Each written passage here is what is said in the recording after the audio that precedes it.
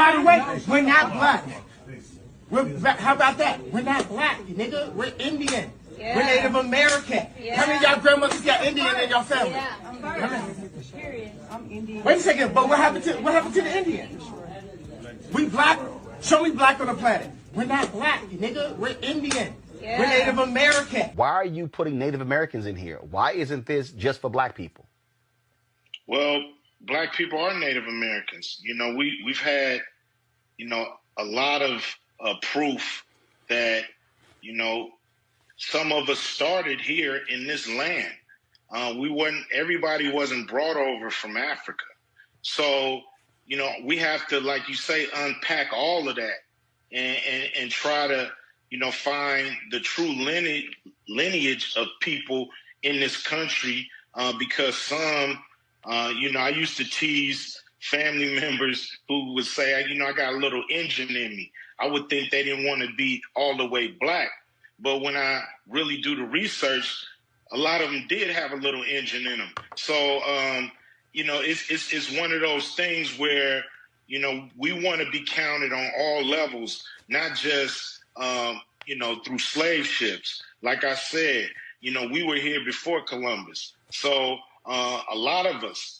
And so we want to make sure that's included and not excluded. I am not a slave. I was born to slide. I am not afraid. Hop about the K. Oh yeah, free to God. They went out of state. I'm a child of God. I do not belong to the United States.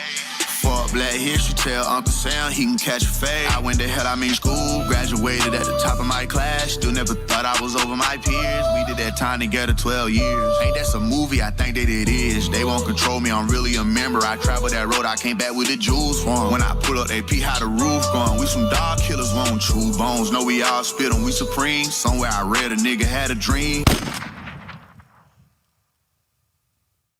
You don't have to try to be something you're not. God, I can't stand this. Trying to be something I'm not? Trying to be proud of my African heritage? If that's being something I'm not, then fine. My grandmother was a full-blooded Iroquois.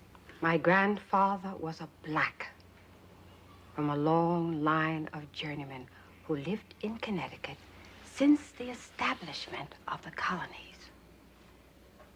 My father was a Bajan who came to this country a cabin boy in a merchant marina. I know all of that, Mama. Then know this.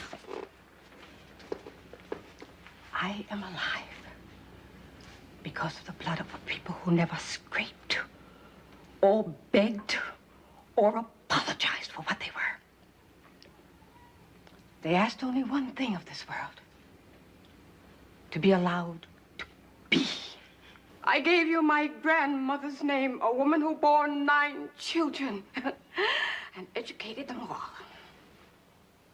Who held off 6 white men with a shotgun when they tried to drag one of her sons off to jail for not knowing his place. And you had to reach into an African dictionary to find a name that would make you proud.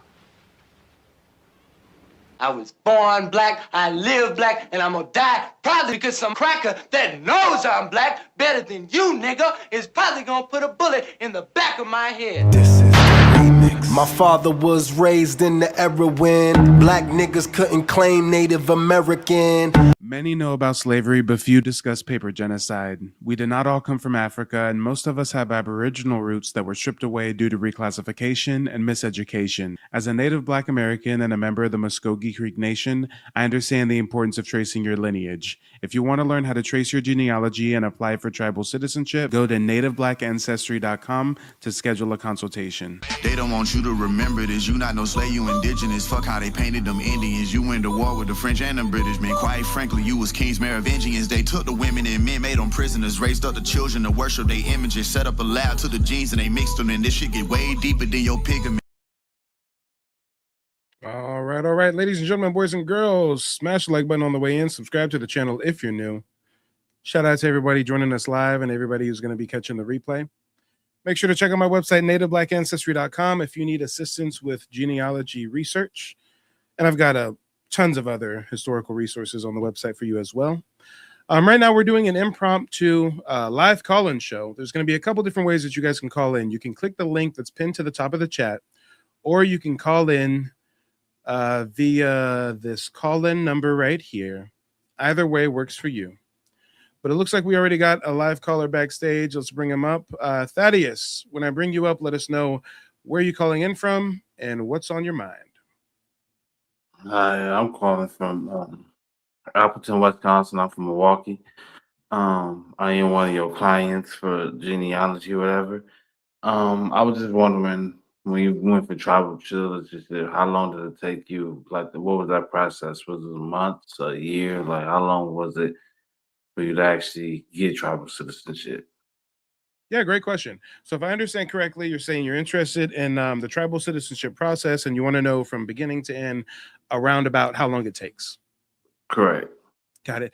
So that's going to be different for different people. It's really going to be heavily dependent on which tribe you're applying for citizenship through.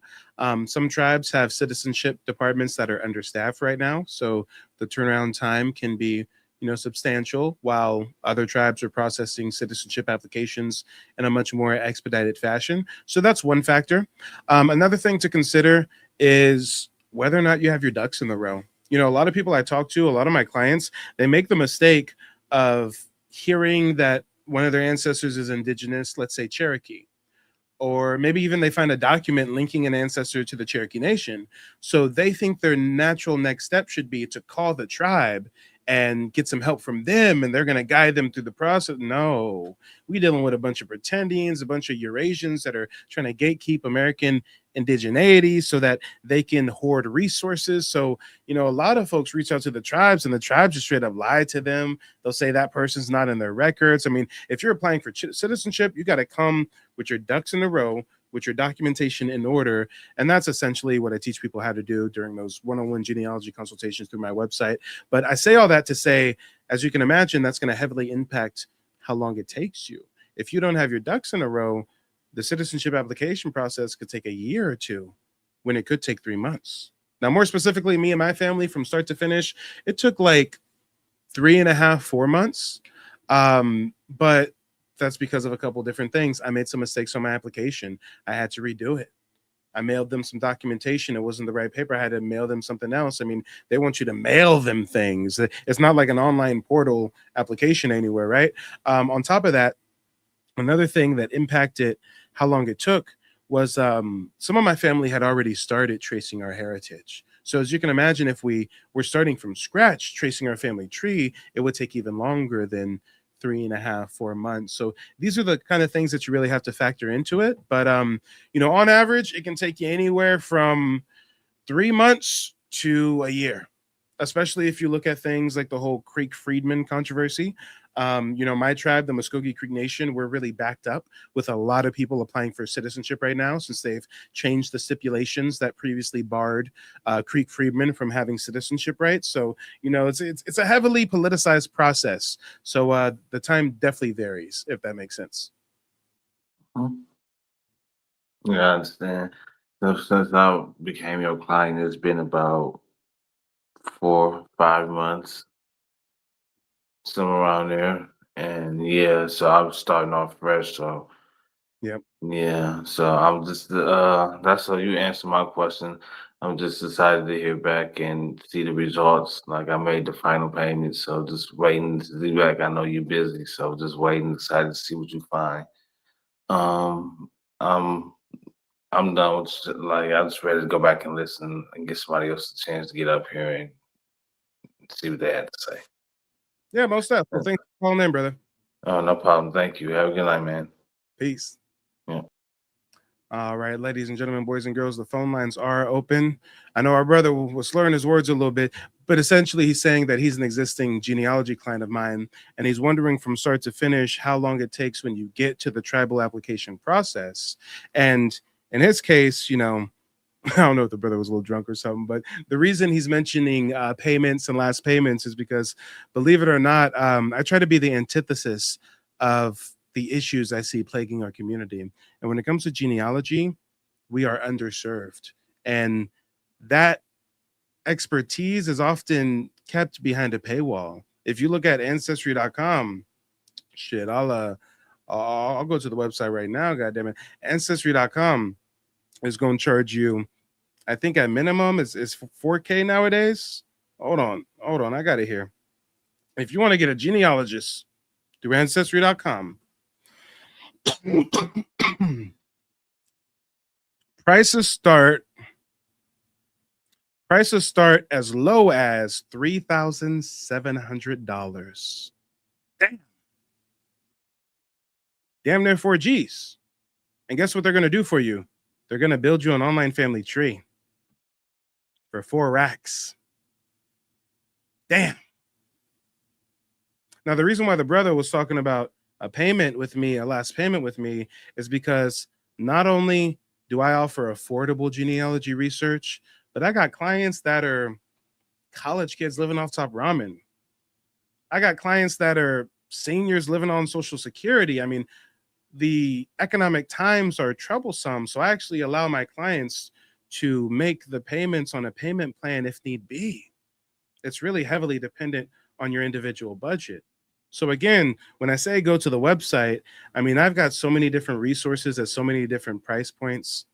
You can go to the website and for free get a free ebook where I break down a lot of this hidden history. For $15, you can become a member of the website and get access to a book list with all of my primary sources. You can actually read a lot of these books directly through my website. You don't even have to buy them on Amazon. So members get access to a book list for 1. For 2, they get access to a digital archive that I've personally curated with over 600 documents, family photos, newspaper clippings, book excerpts. You can download these to your phone, to your computer, share them on social media. I've got ex-indigenous slave interviews, Indian slave ads, essays, you name it. $15 to access this.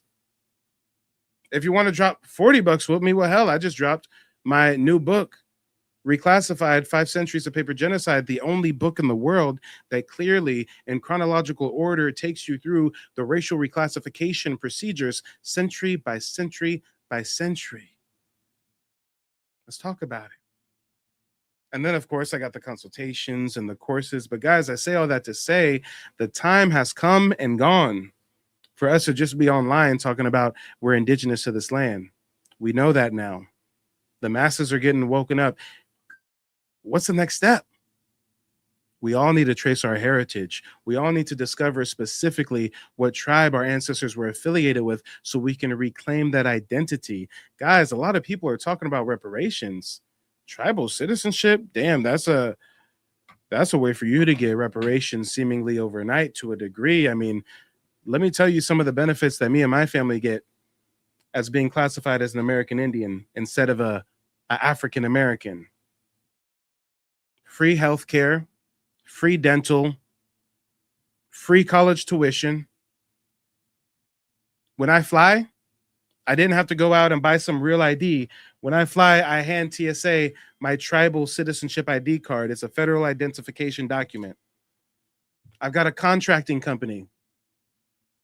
When I'm bidding on government contracts, I get pushed to the front of the line because of something called the American Indian Preference Act. If your business is ran by an American Indian and you're applying for government grants or government subsidies or government contracts, you get pushed to the front of the line because of your political status as an American Indian. Guys, there's a lot of tangible benefits. When COVID happened and the U.S. government gave us a couple payments of $1,200, I got my $1,200 payment because I'm a U.S. citizen. And on top of that, I got 2 payments of $4,000 for being a member of a federally recognized tribe. So, guys, there's a reason why some racist folks on the reservation want to gatekeep American Indian history and heritage from you, because it's big business. We ain't even talking about the fucking casino money. They playing on the reservation with billions that are ours. That's our inheritance. A lot of the 5 civilized tribes kicked black folks out of the tribe under the guise that their ancestors were freedmen in the 70s and the 80s. Well, coincidentally, that's the same time that they got casinos being built in Indian territory. Guys, it's big business keeping us asleep. It's big business keeping us away from this history. Now you see why I go so hard full time. I mean, this is the 4th broadcast of the night. We're going on 4 hours straight of live content. Let's talk about it. Let's talk about it. And you know what? While we wait to see if we have some more live callers, let me let me share with you guys a very interesting interaction that I had not too long ago with a member of the Mayo community. I had a Mayo man who had the nerve to try to call into one of my live call-in shows and try to dictate heritage to us. Let's see how it went for our resident Mayo man. There we go. Yanni, when I bring you up, let us know where you're calling in from and what's on your mind.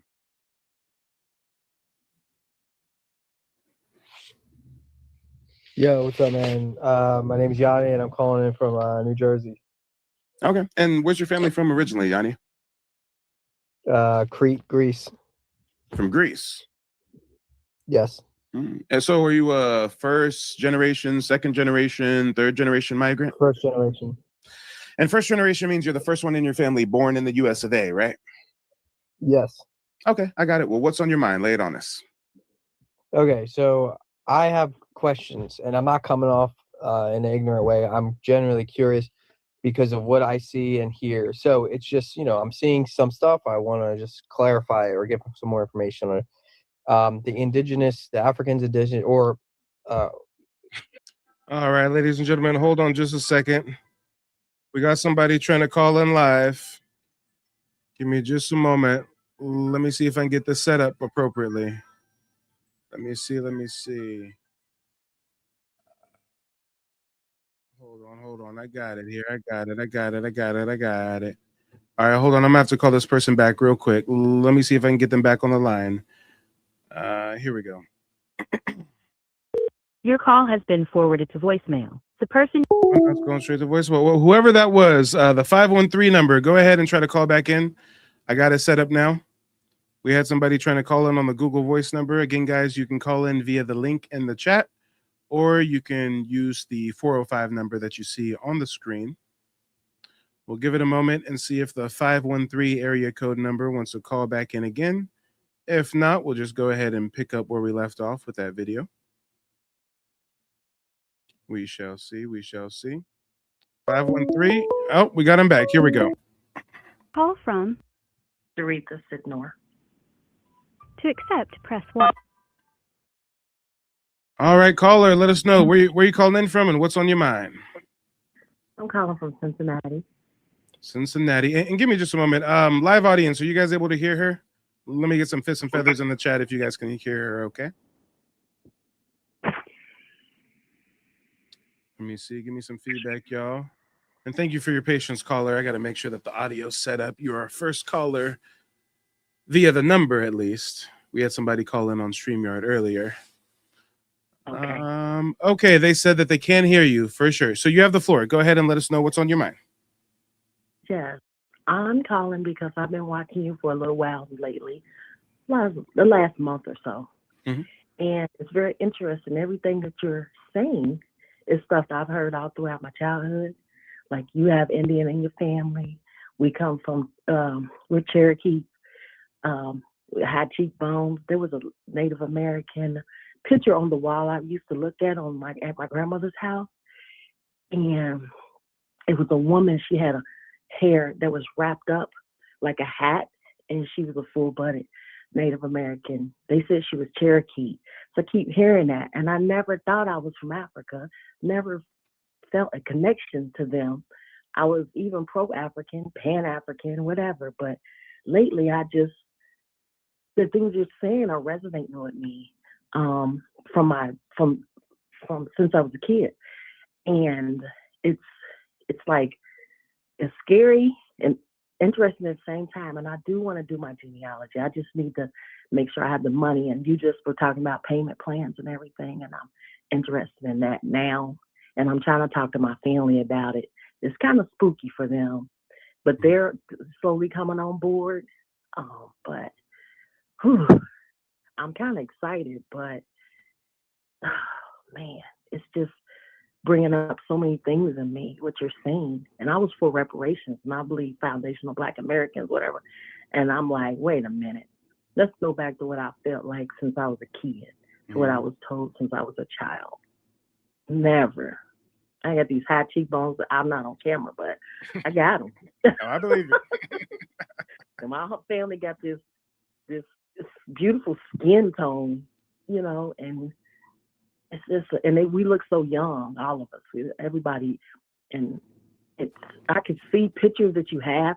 I see my uncle. I'm like, wait a minute, hold on. I look at my Uncle Buddy. I look at my Aunt Joe. They look at my mom, my grandmother, Anna Mae. And my cousin went so far back to our genealogy, he got to the 1700s. And we were from Selma, Alabama, so I'm pretty sure they marched with Dr. King. Some of the family still lives there. I've never met him. Mm-hmm. But my grandmother, her name was Mildred, and she had a bunch of brothers and sisters. She lost track of them, my great-grandmother. And she lived to be 93. But she could have lived to 100. But, yeah, she passed away in 2000. But, yeah, I just wanted to say that. I'm like, I'm really interested in finding out more. So I've been on your website. I've got the ebook sent to me. I need to look at it. But I'm just tripping about all the pictures and how much they look like my family. Oh, yeah. Hey, it's crazy when you realize that you've been programmed and lied to all your life. And then when someone shows you not just the truth, but that the truth is so well documented, it's like, yo, where has this been? I know. And you know what? Well, I got to tell you this real quick before I get off the phone. My husband, he's like, why are you calling? I said, I had to call. I couldn't help it. But it's just so exciting. I'm glad I got through to you, too. But I was watching a program where this guy was going around to the South and learn about cotton and stuff. It's some guy, he has a YouTube channel, bald-headed white guy, you know, and he was in the South. And he was talking to black people. We went to their house and everything. And the lady said that they were telling them that she was saying that she was an Indian, and they had a little Indian song, and he just glossed over everything and didn't even acknowledge that she was the Indian. She went to the Indian school when she was little. They couldn't talk about it. And I was like, wow, it's right in my face. I keep seeing all these signs and things and programs. I can't deny it no more. I'm not African. I'm not Pan-African. I'll help them if they want to be cool with us, but a lot of more hostile. Well, you know, real quick, I'm sensing you may be an elder. You don't have to tell us your age, but I'm assuming that you vividly remember that whole 80s to 90s Pan-African propaganda movement, right? Yes, I do. And I am 51. Okay. I'm 52 on December and I talk 31st. to a lot of folks, and they tell me that it was just like a switch just got hit overnight. Like you guys just woke up one day and like everywhere, media, school, institutions, like it was just like, hey, new memo. Everyone's African Americans now. Yes. And that was just Jackson's mess, you know. Mm-hmm. Now that I've been researching and studying, and they kind of got me on the journey a little bit. But when you say Dane, you mean Dane Calloway, right? Oh yeah, me too. Yeah, it's always been in my. He got a lot of good information, but I had to dig deeper. Yeah. And now I've run into you, and I'm like, I can do this.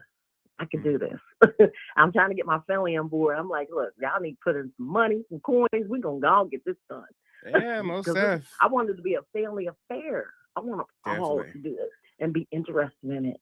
I'm trying. I'm working on them. But if I have to pay for it myself, I am going to pay for it and just show them. Yeah, no. And I'm telling everybody, yeah, white, black, whatever. You know what? My family's Native American. We are originally from this land. I tell white people, I said, my grandmother said she was a full-blooded Cherokee. I tell everybody, I'm not pulling back. That's right. Our ancestors were kept from speaking that truth. They would be lynched, fined, jailed if they didn't go along with the colonial reclassification. Yeah. And then when I found about those Indian schools throughout Canada and other parts that they put the little Indian kids in, took them from their parents, taught them a new language and everything. And I was like, wait a minute. And they did a very similar thing to us. They just called them Negro schools because we were reclassified as Negroes. Wow. Those folks in Canada were too Asiatic and white skinned to be reclassified as Negro. They ain't got enough melanin.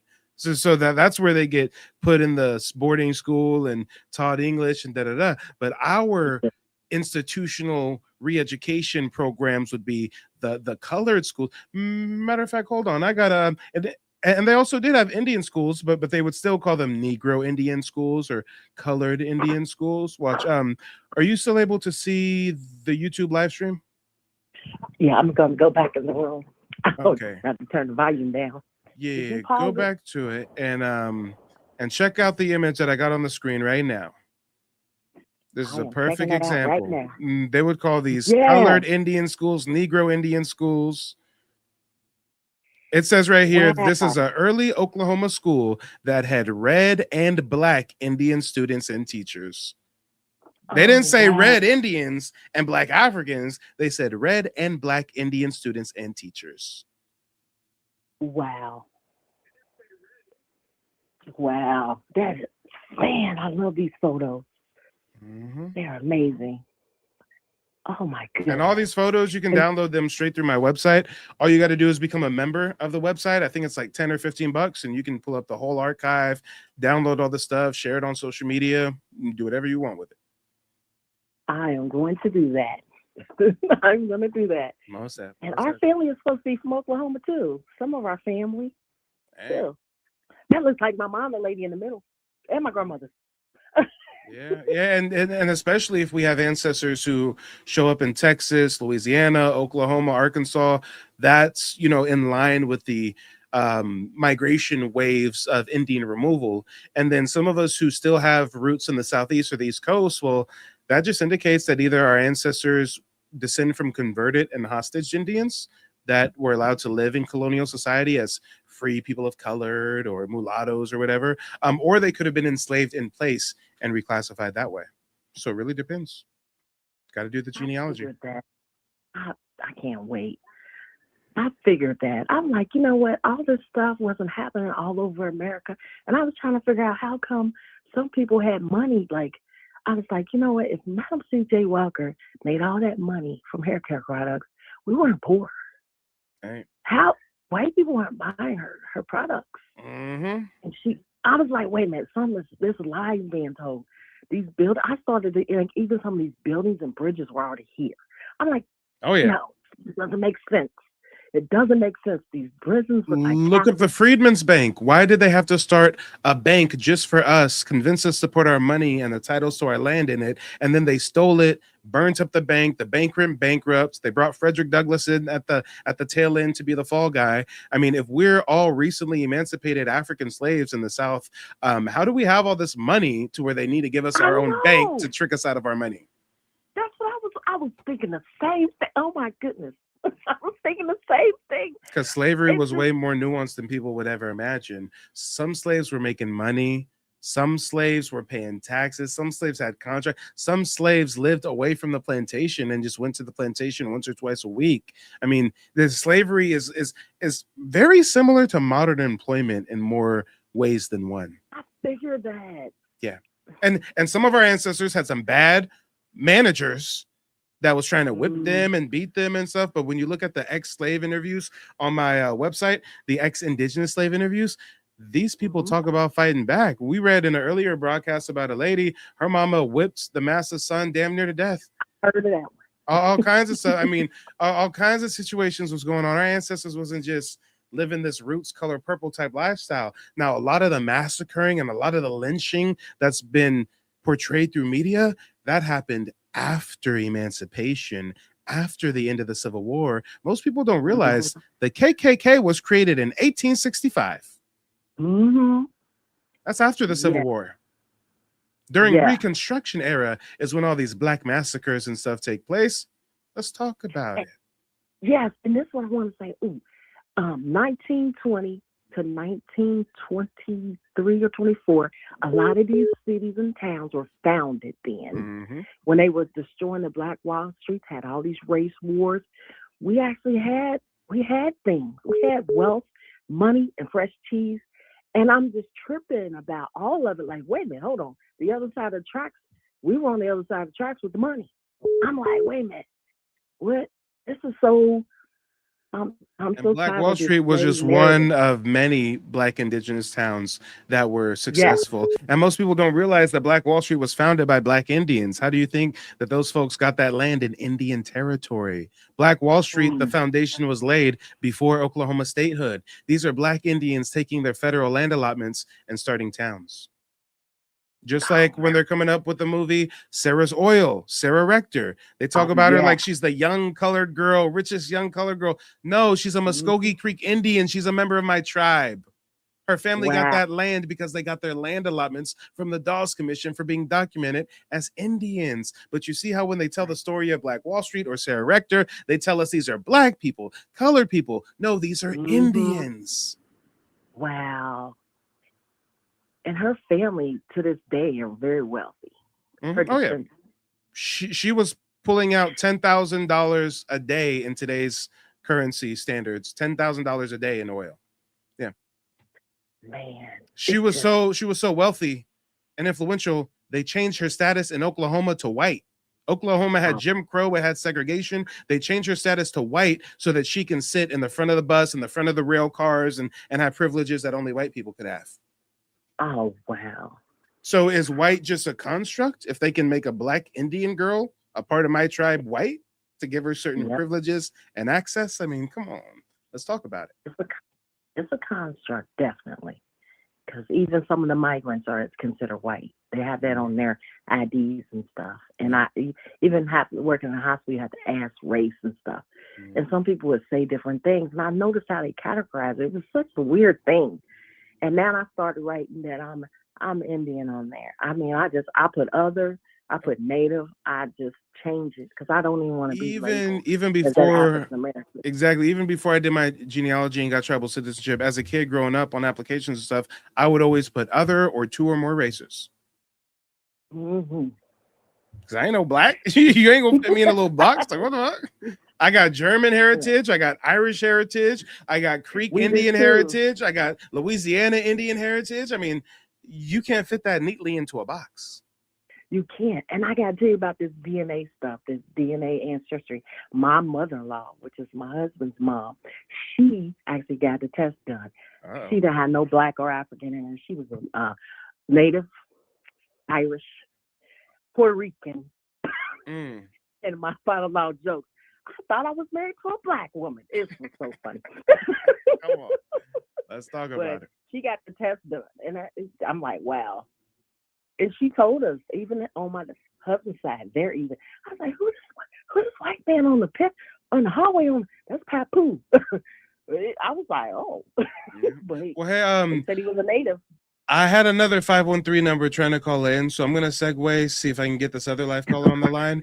But to close out our conversation, definitely check out the genealogy consultation option. That's the most affordable way for you to get assistance from me for genealogy.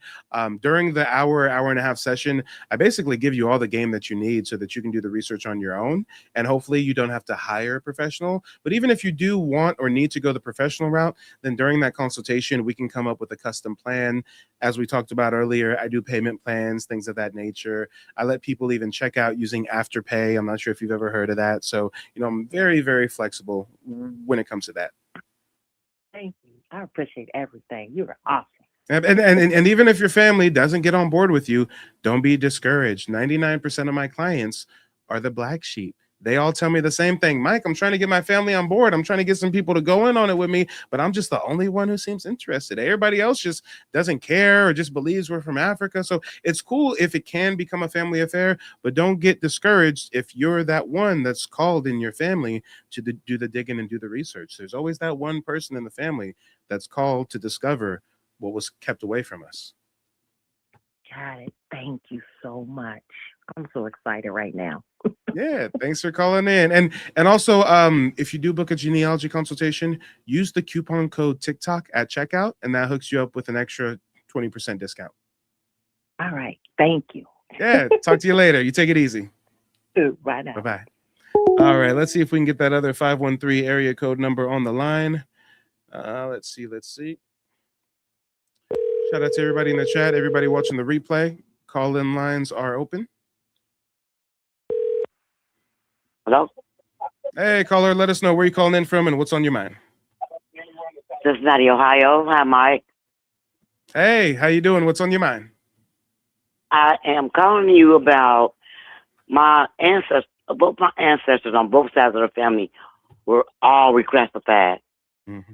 and some was reclassified over and over again. Like they started off as mulatto, then the next census they were black, and the next census after that they was Negro.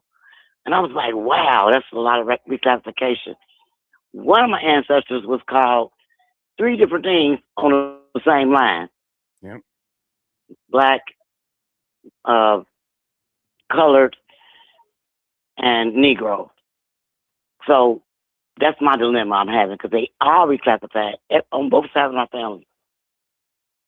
Yeah, and that's actually much more common than people think. I see that all the time with my genealogy clients where I'll show someone how one ancestor throughout their life goes through 3 or 4 different racial classifications. One Yes, census sir. will say they're Indian, then it'll say they're mulatto, then it'll say they're colored or Negro. And then if you follow the paper genocide trail, eventually their descendants get reclassified as African American to be exact. So, first and foremost, when you see that kind of racial reclassification, that is a good indicator that you have indigenous roots that they are trying to hide. Because if your ancestor was an African, guess what? They would have called them an African, and they would have kept calling them an African, and they wouldn't have called them anything but an African. But if they're actually an American Indian that's being enslaved in place or disenfranchised or displaced, well, we're going to play hot potato with their racial identity, right? Right, right. That's the same thing I thought. I'm like, well, what the heck are they hiding? They hiding something. And you know what else I noticed? When they make a B on some of my ancestors, the B looks so weird. It looked like it was if they What you're wrote talking over an about. I. Like You it know was what an I'm talking I that about? they turned into a B. Yep. Absolutely. I know what you're Yes, I see it yes, all the yes. time. Racial I'm, reclassification. Yep. yes, sir. Yes, sir. I'm so happy I found you, Mike. You just don't know. Oh yeah, most of. Hey, I've even seen instances where it'll be a M and they write over the M from mulatto and try to turn it into a B. I mean, come on. And then we got to talk about how they purposefully misspell our ancestors' name throughout different census records. Like either A, these white federal census takers just didn't know how to spell, or B, they're also doing different spellings to confuse the paper trail so that when we get to this point of freedom and mobility where we can do research and it's not illegal for us to read and write, well, now it's painstakingly difficult for us to research and discover our indigenous roots, right? Right. My great grandfather, I cannot find him anywhere. He got 3 different spellings to his name. 3 different spellings. Some got E's on, like my Moon family. Some put an E on the end of it. Some put more instead of Moon. And the only way I could find out it was them was through their birth date and the other family members.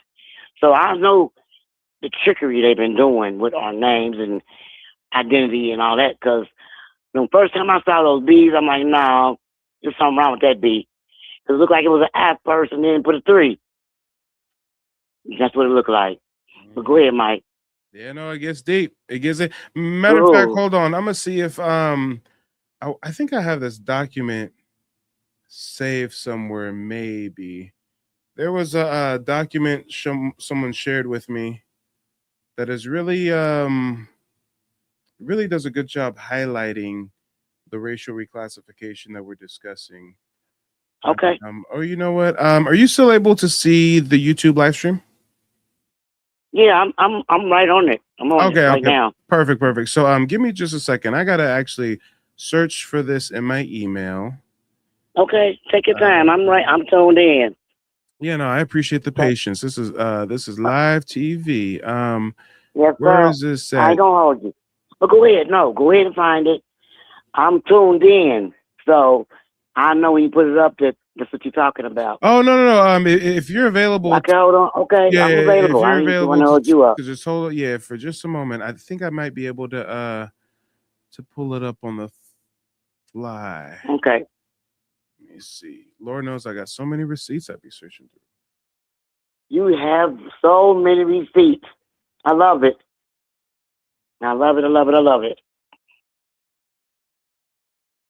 Okay, hold on. I think I got American.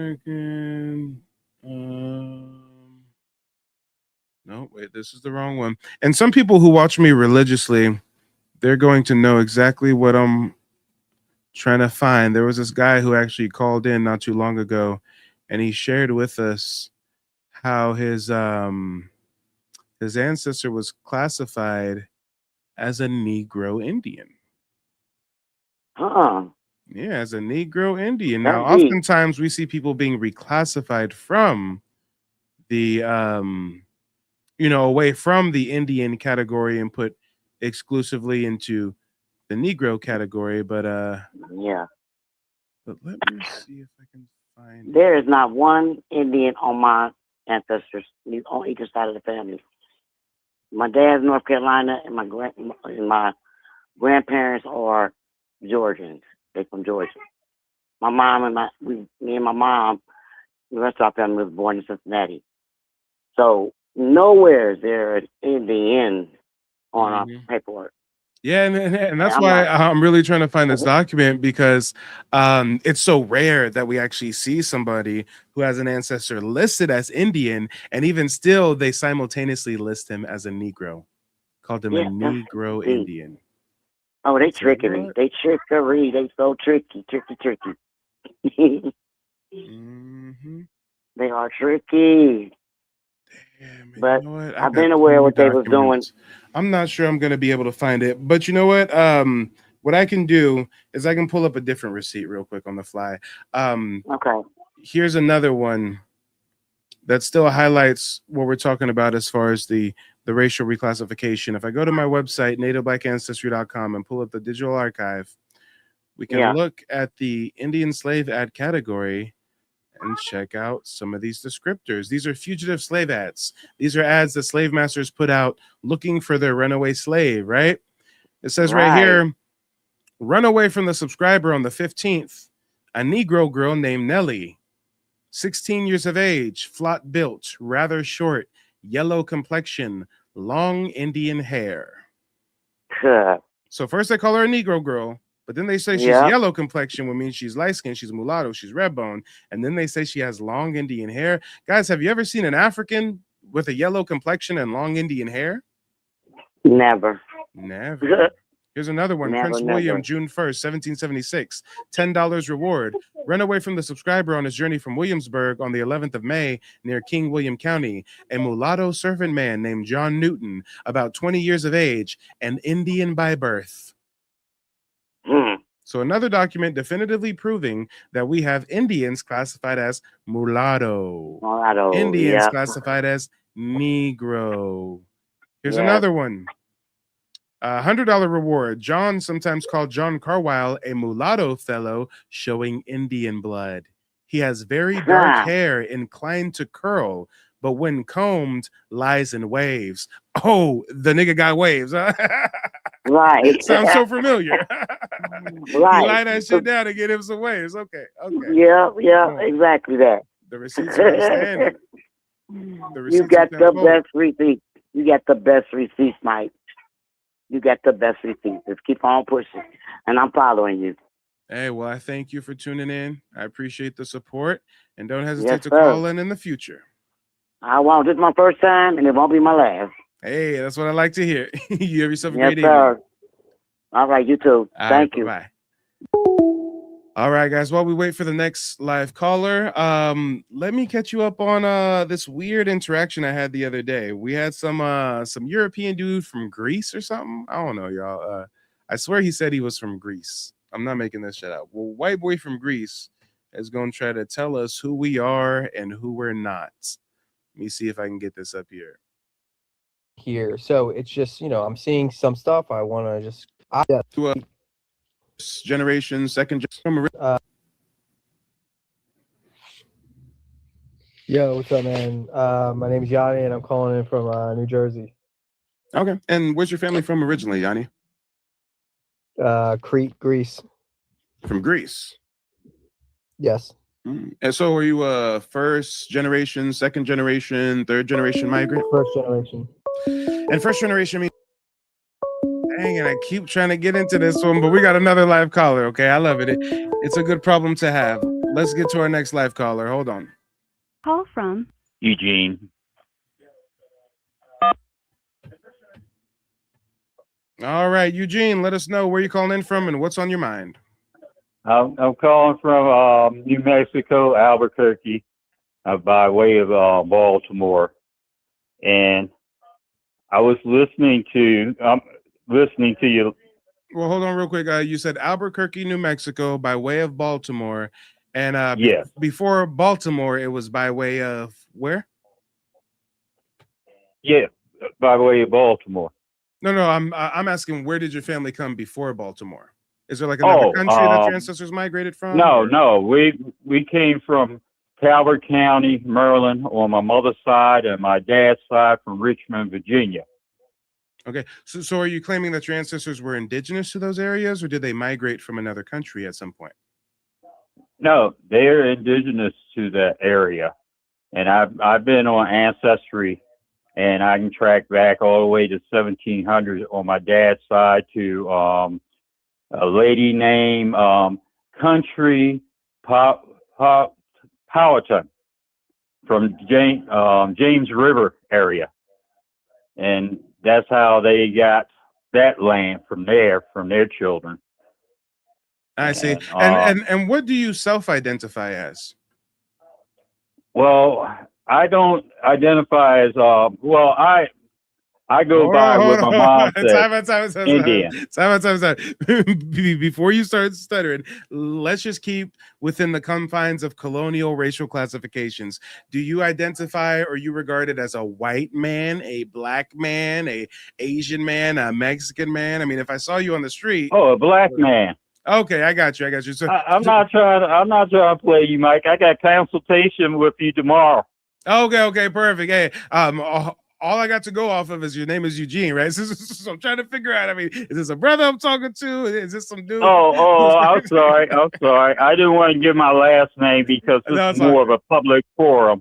It's all good. And you got clowns out here. Hey, I didn't know if I was talking to a dude from Germany who's trying to claim his ancestors are indigenous now. I was just like, wait, what's going on? I got you. I see. You have the floor. Go ahead. Yeah. I listened to Karimo Ahu. He does research on YouTube as well. And he pointed out this one book called New York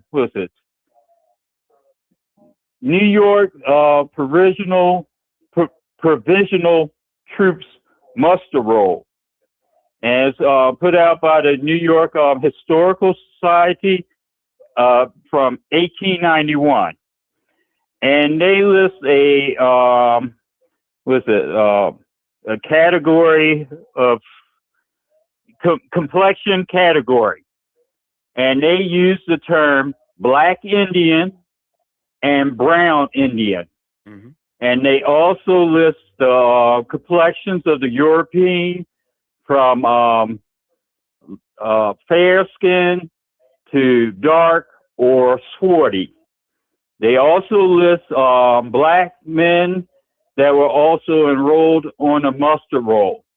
They have their names. They also have, their job description or what type of job they were doing. And it's like a spreadsheet. So that's a good start for anybody in New York. Yep.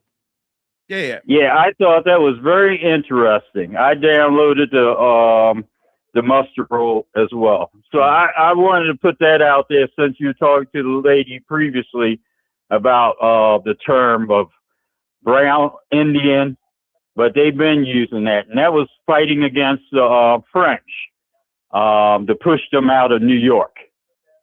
And that was before 1776. Mm-hmm. That's right. That's right. Well, hey, if you got anything else on the mind, you've got the floor. Go ahead, lay it on us. But guys, what he's talking about is correct. Oftentimes in my genealogy research for clients or even for my own family, I do rely on muster rolls. If I do have ancestors that were in militias or classified in such documents, so definitely keep an eye out for muster rolls. Yeah, that's all I wanted to say, Mike. But I'll talk to you tomorrow. I got a 10 o'clock appointment with you tomorrow. Oh yeah, no, I'm looking at the calendar right now. Yeah, see you on the calendar, brother. I look forward to connecting with you then. All right. All right. You take it. Thank you again, Mike.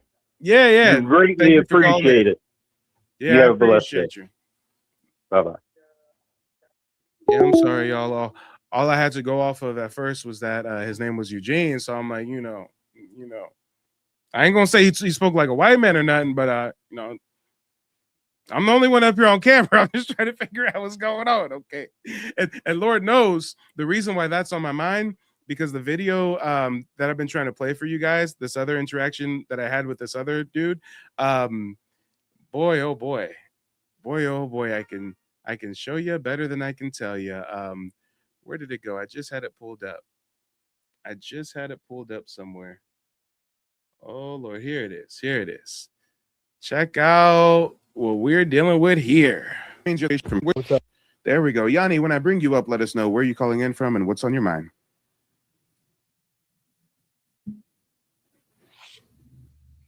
Yo, what's up, man? My name is Yanni, and I'm calling in from New Jersey. Okay. And where's your family from originally, Yanni? Crete, Greece. From Greece? Yes. And so are you a first generation, second generation, third generation migrant? First generation. And first generation means you're the first one in your family born in the US of A, right? Yes. Okay, I got it. Well, what's on your mind? Lay it on us. Okay, so I have questions, and I'm not coming off in an ignorant way. I'm genuinely curious because of what I see and hear. So it's just, I'm seeing some stuff. I want to just clarify or get some more information on it. The Africans indigenous, or native. There you go. Right. We ain't saying nothing about Africans being indigenous to America. Right. Africans come from Africa. Myself. Yeah, go ahead. Right. So, I guess, can I say black? Right? That's fine? Yeah, black indigenous, what should I say? Native black American, black aboriginals, so, whatever you want. Yeah, so people who are black who say that they're from Africa, I'm sorry, America. Hey, so subconsciously you just automatically link black to Africa. Right. That's what you're trained to do as an American, right? Exactly. That's what you're trained to do as an American. Right. You hit it on the head. Right. So my question is, I'm just a regular guy. I go around, and now I'm seeing this topic, and so I have questions, and I'd like to hear some more information about why these type of people would be indigenous to America, because from what I see, I don't see that type of, it doesn't make sense to me. So that's where, based on some things that I have, some information I have, and then I would like to hear some information from you. Okay. Well, I don't know if we should start with my part. Yeah. I think it probably would be best to start with your part, because this is news to me. You're saying that coming from. Yeah. This is very new to me. So you're saying that you've seen evidence or some kind of sources that make you confused about Black Americans claiming indigenous American roots? Yes. And what are those sources? Okay. So from what I see, so I see humans, and I like to look at humans and be able to guess who they are, or what their ethnicity is, who they're mixed with, judging on their skin color, their eyes, their nose, their facial features, and I'm pretty good at it. I can look at someone and say, hey, are you from this island? Let's not engage in lookership. Let's not say that the man from Greece just can look at someone and automatically tell where they're from. I asked you what sources you have. List the sources. Right. So initially when I came up here and I said to you, I didn't say I have sources. I said based on what I know, because based on what you know, where did you get your knowledge from? So I get my knowledge studying. I look at people I meet. I meet a lot of people through. I've met a lot of people. I mean, So when the Greek guy comes up here and says he sees people, usually, someone I can pretty much say where these people are from based on what I'm saying. Hey, and there's a lot of people new to the broadcast, so let me just reiterate what's going on. This caller calling in from New Jersey. He's a first-generation migrant from. I know. Hold on, and there's a little bit of background noise. So while I get everybody caught up, I'm just going to place you on mute for a second. We have somebody calling in from New Jersey. The caller just said, "Hey, I'm from New Jersey." And now you guys see why I always inquire as to where is your family from originally, because it turns out he's a first-generation migrant from Greece. And he's telling us, hey, what's up with this Black Indian stuff? I mean, based on what I see, like Black folks aren't indigenous to America. And I ask, hey, and this is why I was giving Eugene an extra line of question. Okay, Eugene, I'm sorry, brother. I didn't know if you was coming from Greece or not, Eugene, okay? Shout out to Eugene. Shout out to Eugene. Well, what's your source? Where's this coming from? And he's like, well, I just see people and I can just know by their phenotype where they come from. I never said if they were here from not. I never got to that point. Sir, here's the rules of engagement. When I mute you and I speak, you don't unmute yourself and interrupt me. That's poor decorum. As soon as I'm done with my statements, I will literally say, go ahead, unmute yourself. Continue. So as I was saying before I was rudely interrupted, stay on mute. There you go. He's basically saying that this guy from Greece, or really guy whose ancestry comes from Greece, he can just look at people and like a Terminator, he can just analyze them and their nose and know what country they come from. Okay, go ahead and mute yourself. Let us know what else is on your mind. Wow. So I didn't know this was going to take a turn like that. You really just got passive aggressive out of nowhere, and you made an accusation and said that I said something, and we just. What did I just say? That's passive aggressive. You literally said, yeah, I'm muting you because it's my platform and I'm speaking and you're interrupting. How dare you say I'm passive aggressive when I just repeated what you literally said? Guys, help me out. He literally said, and I quote, this guy from Greece can look at someone and tell where they're from. You guys heard him say it, right? Can I get some fists or feathers on YouTube if you guys heard him say it? Can I get some fists or feathers on TikTok if y'all heard him say exactly that?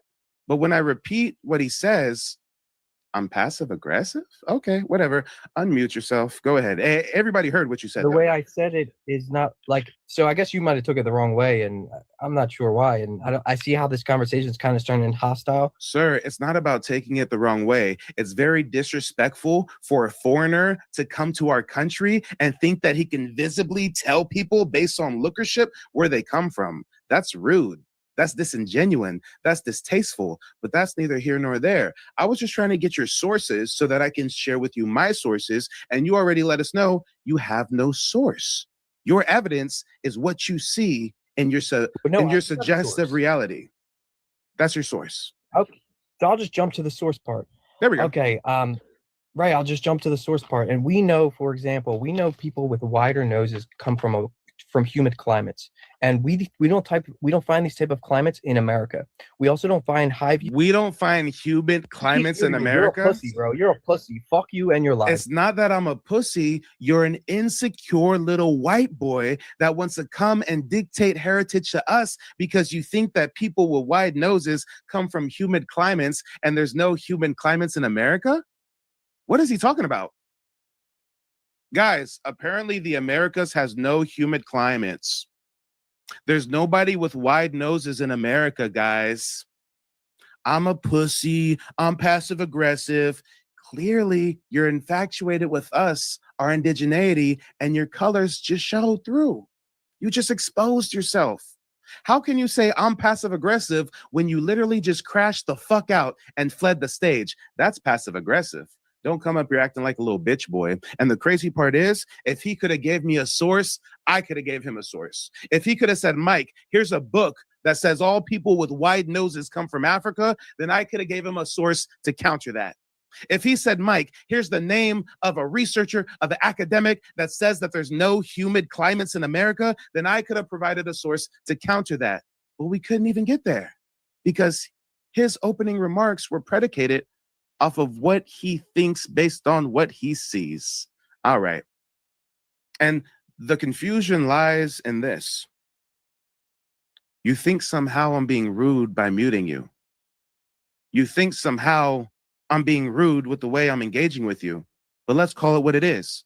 We have yet another fucking foreigner trying to come to our country, our house, telling us who we, motherfuckers stay in Greece. Why aren't you in Greece eating fucking olives and shit and touching on little? Oh wait, we ain't gonna get there. You know how them Greek get down, right? Y'all know how them Greek folks get down, wearing the robes and touching on little. Oh, y'all know how the Greek people get down. If you know, you know. Wasn't Socrates fucking on a little? Oh, whoa, whoa, whoa. We know how y'all get down in Greece. And we got a first generation migrant from Greece trying to call in and say, hey, bro, like, I see people and I can just like tell where they're from. Didn't he say that verbatim? Didn't he literally say verbatim, I can see people and tell where they come from? And when I repeat his asinine statement, I'm passive aggressive. So I guess when you curse me out and run away, you acting like a baby back Greek bitch. Okay. And this is Sean in Nashville. I just had one question. And your question? That question is okay, sorry. You said that the title of your video is, did you know that Black Americans are not from Africa? What evidence do you have that would state that? Do you think I'm a Black American?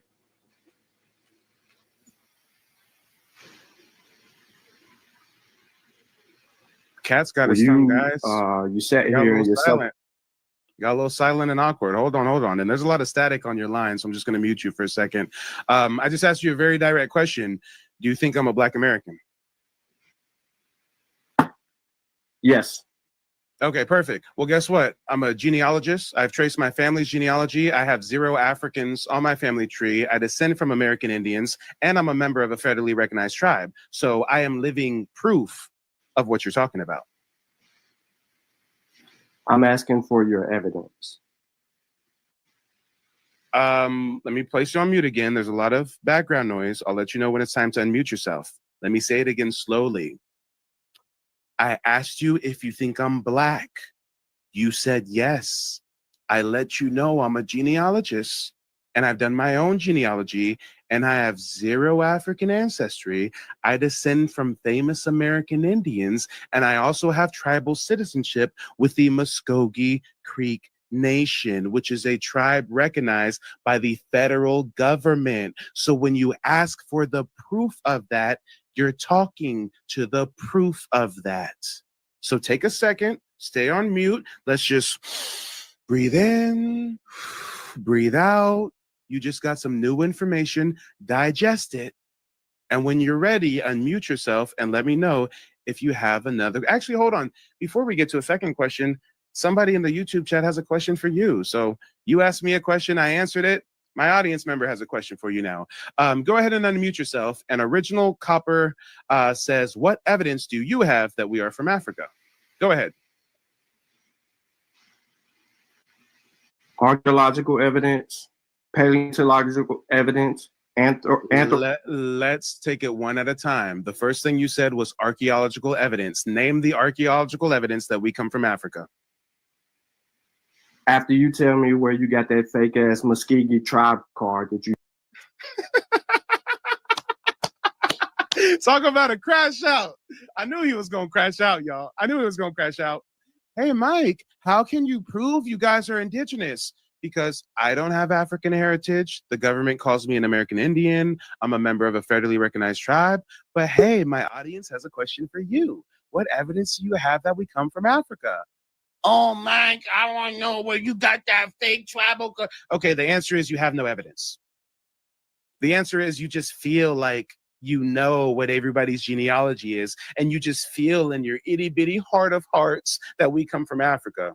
Meanwhile, we do actual research over here and have the tribal citizenship to back it. Lord, he was slow as fuck. Ladies and gentlemen, boys and girls, if anybody else wants to call in, actually, he's still backstage. I don't know why. Since he's still backstage, we're going to run this like the Roman Colosseum. Put a 0 in the chat if you guys don't care to hear from him again. Put a 1 in the chat if you guys want to bring him back up and hear him crash out some more. Let me see. Go ahead and vote, guys. I am here for the people. I am a man of the people. You always have the luxury of choice. I'm seeing 0s on TikTok, lots of 0s on TikTok. I'm seeing quite a few ones. Hold on, I'm seeing a lot of ones. Oh, they want him to come back. Let's have him come back. Go ahead. And you know what? I think he has a lot to get off of his chest. I think he's watched me for a long time. He's triggered by my movement. He's triggered by my fan base. He's triggered by the following that I've garnered. So you know what? We're going to do something special. When he comes back, I'm going to put on a timer and I'm going to let him speak uninterrupted. And he's going to be able to get out all his insults and all his vitriol and all his claims of my fake tribal card. We're going to let him get it all off of his itty bitty bird chest. Oh, but before we get to that, we do have a new live caller. Going from the back to the front is Harold. Harold, let us know where you're calling in from and what's on your mind. I'm calling in from Detroit, Michigan, Southwest Detroit. What's on my mind? Just wanted to commend you. Been following you for a few weeks.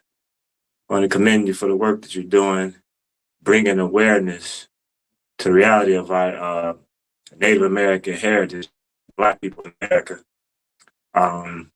It is truly an awakening. I became aware of my Native American heritage maybe around 15 years ago. When my auntie was alive, my grand aunt, she reminded me that we were Cherokee. And she showed me a photo of her father, which was Cherokee and Irish. And then she said his dad was full blood Cherokee. And so that's just on my father's side of the family. And then her brother will always tell my father and his siblings that you are not Black per se, or you're not African, you are Cherokee. He always reminded me. He traveled from Alabama once a year when he was alive, and he would always tell them who they were.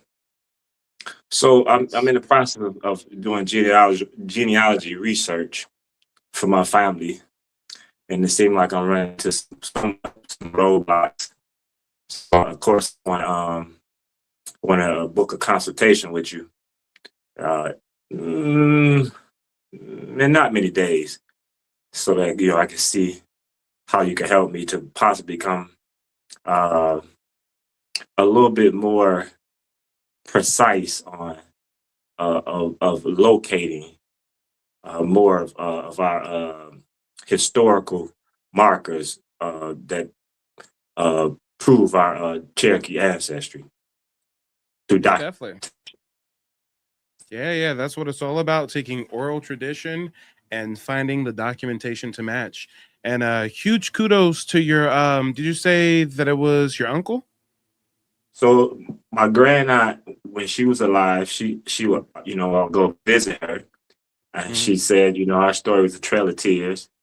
And she said that showed me a photo of her father, her great grandfather. She said he was Cherokee and Irish, her grandfather. And she said that his father was full blood Cherokee. And she said, history was a trail of tears. And her brother, which was my grandfather, my dad's father, would travel from your Alabama. grandfather, not your uncle. Okay, it was your grandfather who traveled. He would travel from Alabama once a year.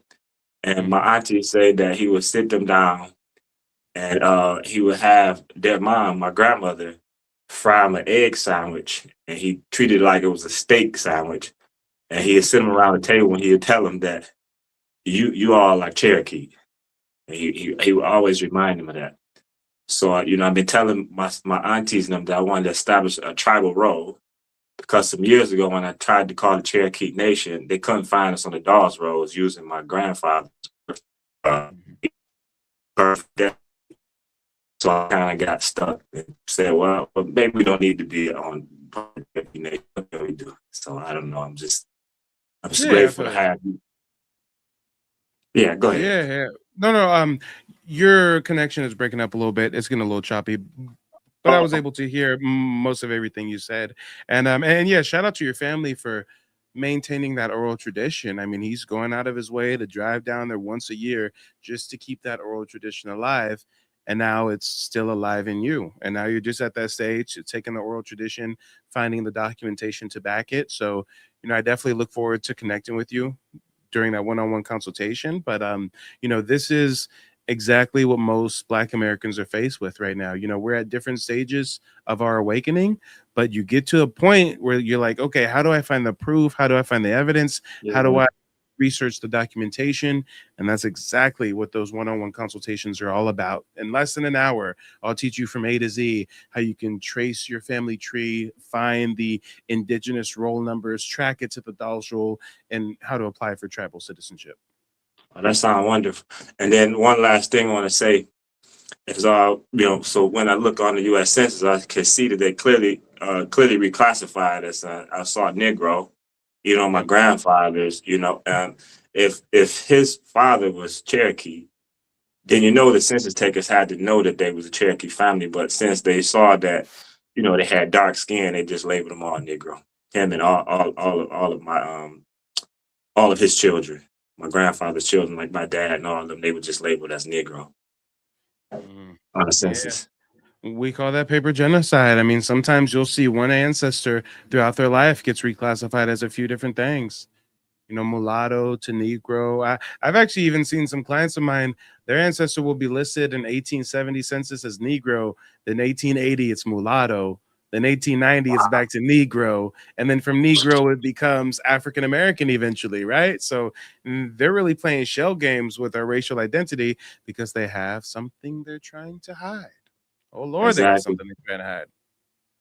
So I'm looking forward to you helping me to move along in this process of genealogical research for my family, so that I can bring more proof and evidence to some of the elders and some of the family members who they're not paying no attention to the fact that we're Cherokee or Native Black American heritage. They're not paying any attention to it. So hoping that whatever research that I can do, it will also help some of the other family members to see the validity in it. Yeah, definitely. That's what it's all about. Everybody has that one family member who's doing the digging. They're kind of seeing him as a black sheep sometimes. Sometimes the family even ostracizes you a little bit. But as soon as we start finding the documentation, now everybody wants to get on board. Oh, what'd you find? Right? Yep, exactly. I'm looking forward to that day. Oh yeah, it's coming. But hey, I'm gonna wrap up this broadcast soon. Go ahead and leave us with some closing remarks.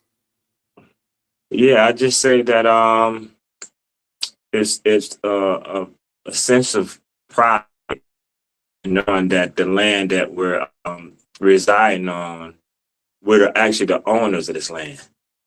We're the caretakers of this land, have been for thousands of years. So it brings a sense of pride and strength and dignity in knowing that my ancestors left me with that oral tradition, give me a confidence and an understanding that no matter how difficult it might be or what seem to be some of the challenges that we are having as Native people, that this is our land and it'll always be our land. And we've been here for thousands of years, and we aren't going nowhere. They tried to make us extinct or extinguish us, but they couldn't do it. We're still here, we're still standing, and the revival of who we are is becoming more of a reality with brothers like yourself and me saying it to my family members and even my mom. When I was thinking that we was only African, she said, "Oh no, I'm not African." She would always say that, like, I'm not African. So it's something in her that knew. And we haven't even did it on my mama's side. But it's something in her that knows something. So I look forward to doing this research. Keep up the good work. It feels good to be a part of a community of people who are aware and proud of that Native Black American heritage. So I feel like anybody who declare it and who know it through oral tradition, we all part of one community. Yeah, and we've always felt that kinship. I mean, if you take a Black American from the East Coast and a Black American from the West Coast, and they bump into each other in the streets of Italy, we're gonna give one another a respectful head nod. We always acknowledge one another, especially in white-dominated spaces, right? I'm telling you, no doubt about that. Of course, we're tribal, and then they can get as tribal as street blocks to parts of the city, to different cities in the state, to this state versus the neighboring state, to this region versus this region. But we have that common thread, and we know. We know when to come together. We know when to come together. And it took them centuries of miseducation, flooding our streets with drugs and turning our grassroots movements into gangs and all this kind of stuff to try to separate our communal shared commonality, right? True. Like we all have similar customs, we all have similar culture, similar history, but they got us forced into ghettos, living off of scraps, fighting for scarce resources. Then you'll throw in drugs and redlining and Jim Crow and segregation and everything. I mean, everything to break up our sense of community. And still here we are. Albeit we're connecting digitally. You know, every time I do one of these broadcasts, I'm connecting with 4 or 5, 10, 20,000 of us at once right here. This is what it's all about. Using the resources available to reconnect the detribalized. Exactly. And you're doing a great job at it. Keep up the good work. And you know, those were my closing thoughts. And I'll tap back in. I'll tap Well, I back in. appreciate you I'm out calling of in. Detroit. Detroit, okay. Well, shout out to the folks out there in Michigan. Oh yeah, Shoot. appreciate it. Hey, wait. So is Kingstown somewhere in Michigan? No, it isn't. Not that I know of. Kingstown. Okay, no. The only reason I ask is because I watched the show, Mayor of I Kingstown. thought New York. I heard Michigan. I never heard Michigan. Oh, But okay. maybe You know, I watch a show called Mayor of Kingstown, and they got this black dude from The Walking Dead who's like a Detroit kingpin who comes to Kingstown. So I'm like, I wonder if Kingstown is somewhere in Detroit or in Michigan. I mean, I'm like, no, I never heard it in Michigan. Hold on. I'm gonna have to look it up. It's killing me. Look it up right. Okay. This is what it is. It's a I'm stupid. It's a fictional city. Okay. It is in Michigan in the TV show, but in real life, I feel so dumb now. I thought Kingstown, I mean, it's called Mayor of Kingstown. I thought that was like a real place. No. I was like, I never heard that one. I'm 50 now, so. Yeah. No, so it says that it's set in Michigan and they film on location in Michigan, Pittsburgh, Pennsylvania, and it's supposed to be on the border of Canada. But you guys do have communities out there in Michigan, the Great Lakes region, where it's like you're just a stone's throw away from the Canadian border, right? Oh yeah, that's true. Yeah. I'm like maybe like if I drive like 10 minutes from where I stay, I could be at the Canadian border. Damn. And look at how like, and I'm not from that area, so it's more novel to me, but look how just across the track, so to speak, is a whole nother country, but really that's still our land. It's just that side got dominated by the French and then the British, and then they broke away and now they're Canada. I mean, it's just so crazy, these fictitious borders, right? Oh, of course, the colonization. Yeah. Hey, in March of this year, I went to Puerto Rico for the first time. I'm like, damn, I didn't realize that the Caribbean was like right next, like it's North America, like it's a stone's throw away. I'm flying, I'm seeing all the islands. I'm like, they make us think that Puerto Rico, Haiti, DR, like that this is this far off, distant other country. Like, no, this is our backyard. This is us. Exactly. And then they do border patrol, of course. So even if you like. A buddy of mine had a boat. If you get close to the Canadian side, or border patrol pulling up on you. Dang. And this is so frustrating for Native people. I can only imagine. And this one, this friend of mine had family members who have clearly told him that he's Choctaw. Mm-hmm. So almost every 9 out of 10 blacks who I talk to always could say they have a Native American tribe that was tribal identity that was passed down orally. Absolutely. And even those who don't have that oral tradition, when you watch my content or you just do independent research, you realize that so many things synonymous with Black American culture or street culture or things they call ghetto is really a continuity of indigenous culture. Okay. Us wearing gold chains and grills and having these nicknames and rap names, Lil Wayne, Big Rob. I mean, this is all, our tribal way of organizing by street blocks or cities or neighboring towns. I mean, this is all very tribe. You got your clique, you got your squad, you got your gang, right? I mean, that's like a clan. That's like a clan within a larger tribe. And that tribe is a part of a confederacy of other tribes. I mean, this is us. But I commend you for the work you did to become a card-carrying member. That whole weight and big respect for your genealogical research. It's proof that you've been doing. Yeah. Yeah, I appreciate that. I appreciate the acknowledgement. And really, I just try to use my federal status as an American Indian as just to lend credence to you all in your journey of discovery that like this is real, this is documented. Like I'm not just some black guy up here claiming to be Indian. Like I traced it, and some of us trace our lineage and we can't get tribal citizenship because it's politicized, or maybe our ancestor was reclassified as a freedman and that tribe doesn't let the freedman in right now. I mean, it gets very complicated, but God damn it, for me to be in the unique situation of having federal tribal citizenship, I got to use this to be an asset to our community. And even still, you guys see how motherfuckers be trying to challenge me and my tribal ID card is fake and blase, blase, blase, blah, right? So that goes to show if I descend from town kings, if I descended from the chief justice of the Creek Nation, written about in history books and shit, listed on the Dolls Roll as a full-blooded Indian, if I've got tribal citizenship myself with a federally recognized tribe and people still try to discredit my heritage, then what are they going to do to you all? What kind of uphill battle are y'all really facing? Oof. I mean, come on. Yeah, you don't stand a That's why I chance. do what I do. Exactly. Yeah. One gentleman that I know who his family is connected to the reservation, but some of the elders encouraged him to become a tribal citizen, but he told them that he didn't want to. He wanted to go independent. So he started his own Tusalagi Independent Nation, Cherokee Nation, Tusalagi Nation. So he was giving me an application and was supposed to do some genealogy research for me, but we never took that next step. But yeah, so it's aware. It's a lot of people who are aware of their Native American ancestry. Definitely. Well, hey, thanks for calling in, brother. I got a couple more callers backstage I'm gonna segue to, but if you do end up booking that consultation, then I definitely look forward to connecting with you. Okay, I appreciate it. Thank you. Yeah, talk to you later. Peace.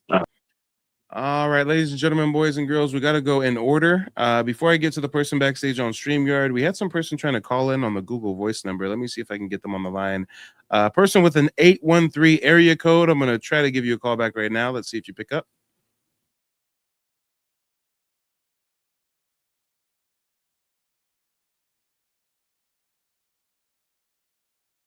All right, give me just a moment, caller. I'm trying to switch my audio over so everybody can hear you.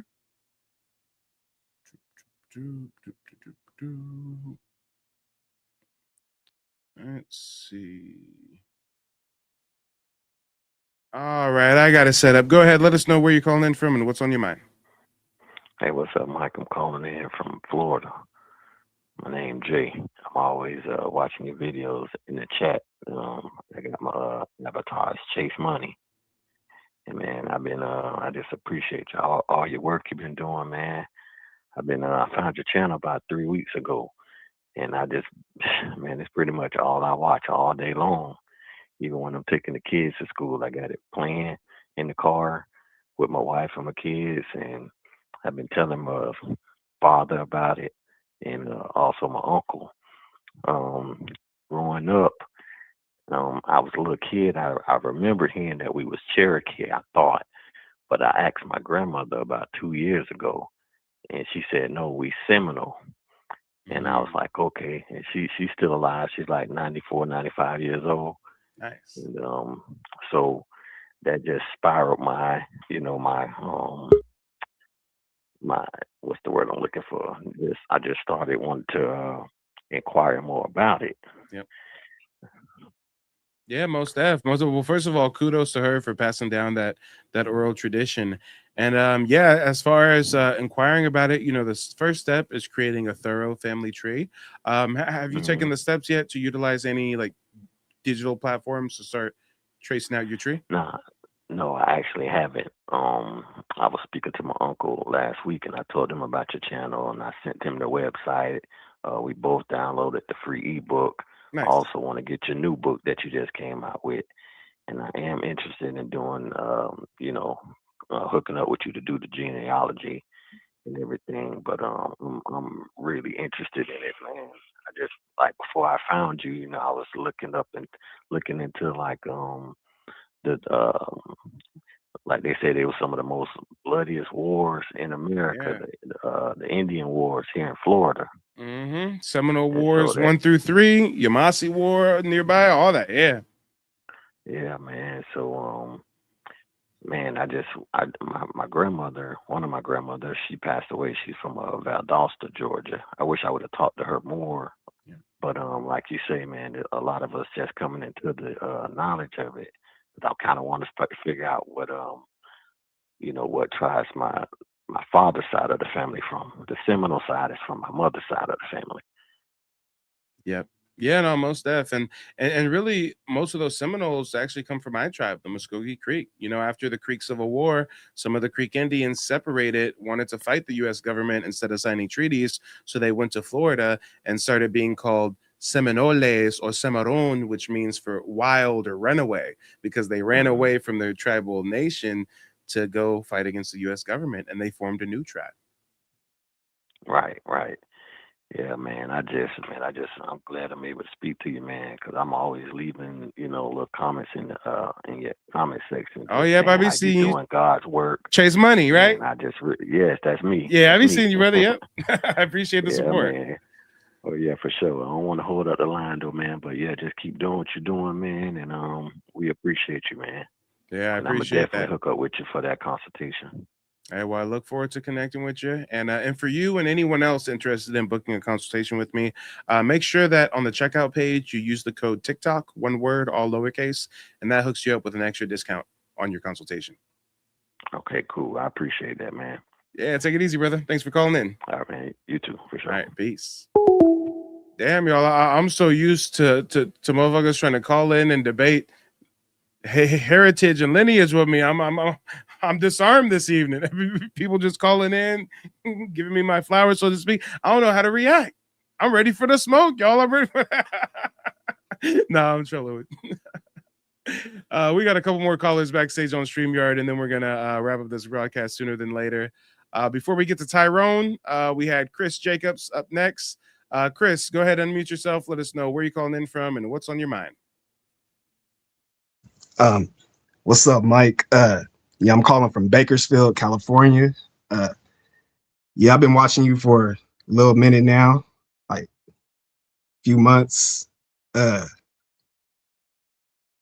so were you from, are you the same Mike TV from, what's it called, from Sister Bethy, from the Sister Bethy show?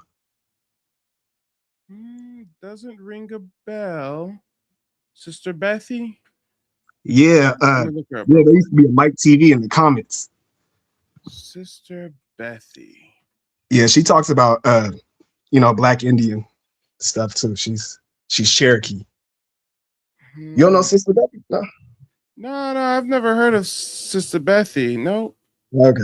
All right, it's more than one Mike TV there. That's Oh you know, yeah, no, with the it's Black probably a Indian few stuff. different ones. Yeah, no, it's a couple different ones, probably with the same screen name. But yeah, no, shout out to Bakersfield. I'm born and raised in Sacramento, and I got family from Bakersfield. Okay, cool. Yeah.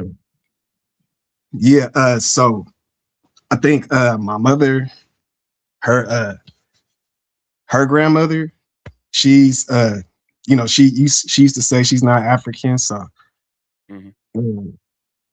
and then her dad, my grandpa, he actually came from Africa. He came from Liberia. But isn't that how was Liberia created? Yeah, Liberia was a colony where Black melanated Indians who were reclassified were shipped there by the Colonization Society in the early 1800s. So, yeah, Liberia was a colony that Black Americans were sent to. So there's, you know, it's kind of a toss-up. Is he really an African from Liberia, or does he descend from someone who went to Liberia in the 1800s and now he just came back to his motherland of America, right? Yeah, I might be full-blood Indian. I don't know. Yeah, for real. Let's talk about it. I mean, if you said that grandpa came from Nigeria or Congo, that's different. But Liberia, come on. Yeah, now well, and before Bakersfield, where was your family? For example, I always thought on my dad's side, our Pasadena. family before Sacramento was in Bakersfield. And I just thought that the story ended there. But when I did the research before Bakersfield, we were in Oklahoma. Well, how did we get to Oklahoma? By the Trail of Tears. Where were we before the Trail of Tears? Georgia, Alabama, Florida, etc. So yeah, it gets deep. Yeah, I think okay. Okay, I was born in Bakersfield. I don't remember being out here. We're like from Pasadena. That's like where my parents grew up. Yep. Like in Pasadena, my mom and dad. Mm-hmm. You know, with the Bloods, man. Oh yeah. But yeah.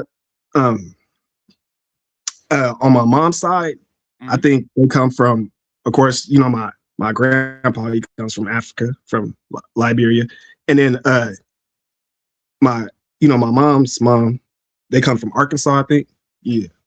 Come on, My, Arkansas. my, Hey, my granny was born in Mississippi, but like, you might as well have said they came from Oklahoma. I mean, Arkansas was Indian territory. Arkansas means there's a high likelihood that they may be popping up on some tribal rolls. I mean, Arkansas was a place where Indians went during the Trail of Tears because to get to what would later become Oklahoma, they had to pass through Arkansas, and some of them didn't go the whole way to Oklahoma. Some of them stopped in Texas, stopped in Louisiana, stopped in Arkansas. yeah, my grandmother was born in Mississippi, but like her family, I think they're all like from Arkansas. So I think like, you know, whatever tribe it is, it's in Arkansas or Oklahoma, like you were saying, like, you know. Yeah. And then for my dad's side, I think they're like from Louisiana. Like before they were in Pasadena, they were in Louisiana. I think they're like Blackfoot and Cherokee. There you go. Yep, that's what it's all about, tracing the roots. I mean, unless we do the digging, you know, you can have kids and your kids will just think that y'all from Bakersfield or Pasadena. They won't even know about the Louisiana, won't even know about the Arkansas, won't even know, right? So, yeah. Man, school gonna have them thinking they Africans. Come on, so school gonna have them singing slave songs, picking cotton on field trips. The programming is real. I remember when I was School like is in crazy. kindergarten and music class, they had us singing fucking "Follow the Drinking Gourd." I don't know if you've ever heard that. They programmed us so much, I can remember it by heart. They said, follow the drinking gourd, for the old man is awaiting for to carry you to freedom if you follow the drinking gourd. I mean, it's literally slave hymns, and they don't even know if my ancestors were enslaved or not. It's a myth but that we all descend. You know, it's a myth that we all descend from plantation slaves. A lot of us descend from free persons of color, people reclassified as freemen, mulattoes, but they had us in kindergarten early. Hey, you look like a little black boy. Come over here and sing the slave hymn. Hey, that's because their ancestors was shooting dice. Oh, you saw that one. Huh? You see that one? I mean, I didn't even know that. I knew about French Louisiana and you know, Louisiana Purchase and stuff, but I didn't know it was a penal colony like that. I didn't know the founding European women of Louisiana was ladies of the night. Yeah, that was crazy, man. Yeah, there was another video I was watching of yours. I forgot which one it was, man, but it was real good. It was, I don't know. A lot of your videos are good though, like a whole bunch, man. Like there'll be like stuff I'll be thinking about. And then I'll watch one of your videos and you'll be saying like the exact same thing. It's like, dang, like, like, you know, people be thinking the same thing, you know. Yeah, we're on the same frequency. There we go. We on the same frequency, but like, yeah. But like you be already having the answers to the questions I be thinking about. I be thinking like, you know, like I don't want to say too much. But I have questions in my head. Then I'll watch your show, and some of those questions you'll answer. I'll be like, oh crap. So yes, it's like really cool. Yeah, that's what it's all about, brother. Each one teach one. Yep, I'll be booking a consultation with you, you know, soon. But yeah, I just want to say hi, you know, so you can have a face to the comments, you know. Yeah, I appreciate it, brother. I appreciate it. And sometimes you guys call in and don't tell me your username in the chat, just so you know, there's no way for me to put 2 and 2 together. So thank you for letting me know that you chase money. Okay, I'm always seeing you in the comment section. You said Chase Money? No, I'm Chris Oh wait, Jacobs. no. The last dude. I'm sorry, y'all. It's been a long night. Yeah. 5 hours live streaming. The last dude is Chase Money. You're Chris Jacobs. But Yeah. in the YouTube chat, is your name Chris Jacobs or is it a different Yeah. name? Yeah, Chris Okay, Jacobs. okay, Chris. Hey, guys, I'm not tripping. The last caller said he was Chase Money, right, guys? Yeah. I got you mixed up with the last dude. My bad. But you know, thanks for calling in, brother. It's always good to put a face to the name, and don't hesitate to click that button in the future. Make sure if you do book a consultation with me, use that code TikTok, all one word, lowercase, at checkout to hook you up with that special discount. You know. Okay, cool. Oh, and I forgot to say, I read your book, the free one. Oh, nice. Man, yeah, real good, real good. Yeah, I can't wait to get the other book, man. And then, like, if the free one had that much game, then imagine how much game is in the new book. I mean, people ain't gonna want no smoke with me. People, yeah, nah, no smoke, no smoke at all. And I'm really glad that you said that because really that's the main reason why I created the new book. To be honest, it's the main reason. I kind of just wanted a bit of a cheat sheet. You know, I started out thinking, you know, when all these people call in and want to debate me all the time, I wish I just had a list of like some of these quotes and some of these receipts. So I just wanted to make myself a little cheat sheet, and that cheat sheet turned into over 100-page book chronicling from century to century how they racially reclassified us with straight up using their own words against them. I mean, these are Indian agents admitting this. These are missionaries admitting this. These are government officials, census takers admitting this. So what turned out to be just a little cheat sheet that I can use as ammo in the tool belt when I'm combating people online turned out to be a full-fledged book that you guys can now use as ammunition whenever somebody's trying to question you on your heritage or on this history. So yeah. Thank you. Very appreciative of that. Hey, and it's so easy because if you debating somebody or something, you don't even got to read the whole book out. You don't even got to read a whole chapter to someone. All you got to do is skip to the end on the ass, skip to the appendix. Okay, you go to the back of the book to the appendix, and it's actually organized by era, right? So if you want 1400s, if you want 1500s, whatever. But that cheat sheet turned out to be a whole book. But here's the cheat sheet part within the book. Watch. Where's the end? We're almost there. Acknowledgements. Here we go. Here's the appendix. The receipts that expose 500 years of racial reclassification. And we can just go through the eras, and I got the quotes straight from the sources. Okay, let's read through a couple of these quickly. Let's read through a couple, and we'll actually start in order. 1490s, the Spanish, and I cite my sources. You can know which archive to look it up, the name of the text, etc., etc. This is from Archival General de Indias. This is Christopher Columbus journals, essentially, from 1493. It says, quote, "The people of this land are dark, almost the color of the Ethiopians," end quote. Another one from the Spanish, 1502. "We found dark Indians, very black in color, though with loose and straight hair," end quote. We got another one, 1580, from missionaries, quote, "Among the Indians of Florida, there are some as black as those of Guinea," end quote. We can fast forward to the 1700s, okay? Come over to the 1700s, 1746, Colonial Census Notes in Virginia, Colonial Secretary's Office, Library of Virginia Colonial Papers, quote, "The Indians dwelling amongst us, if of dark complexion, are generally set down as Negro or mulatto." Set down means classified on the census. The Indians dwelling amongst us, if of dark complexion, they write them on the census as Negroes or mulattoes. Come on.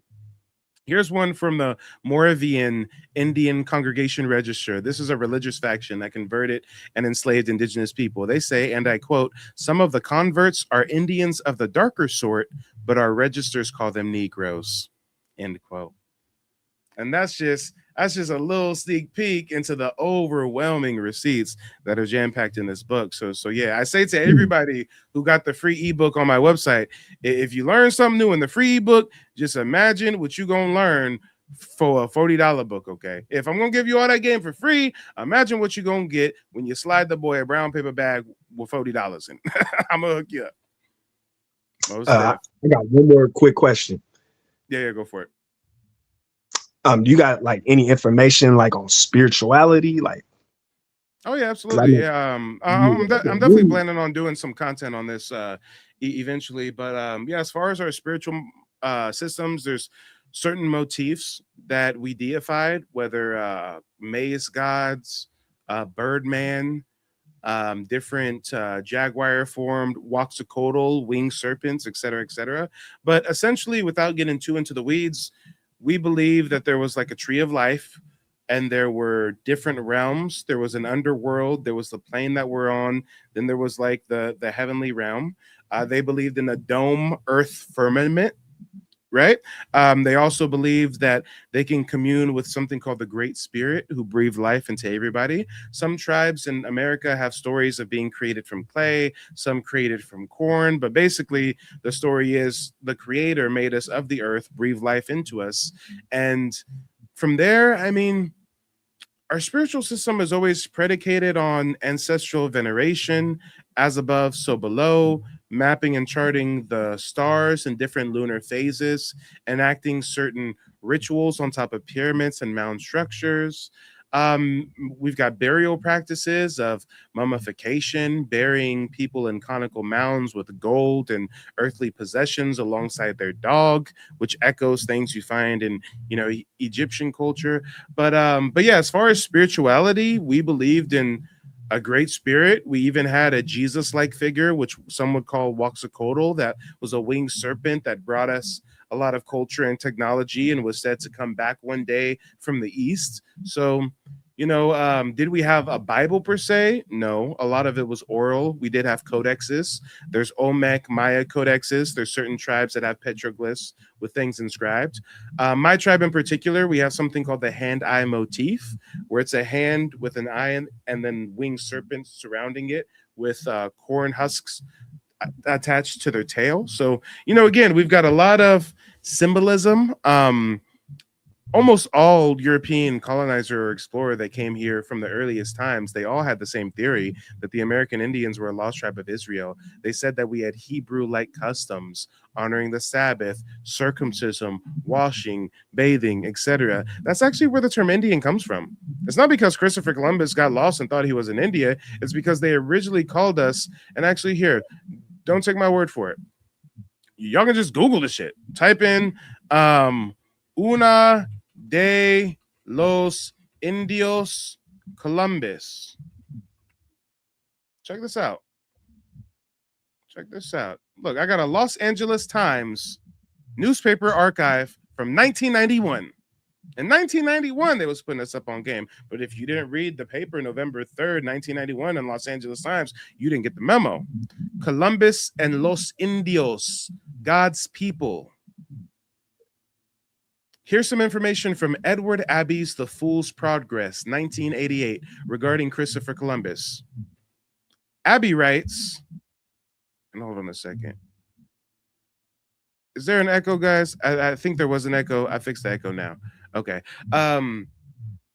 Here's some information from Edward Abbey's The Fool's Progress, 1988, regarding Christopher Columbus.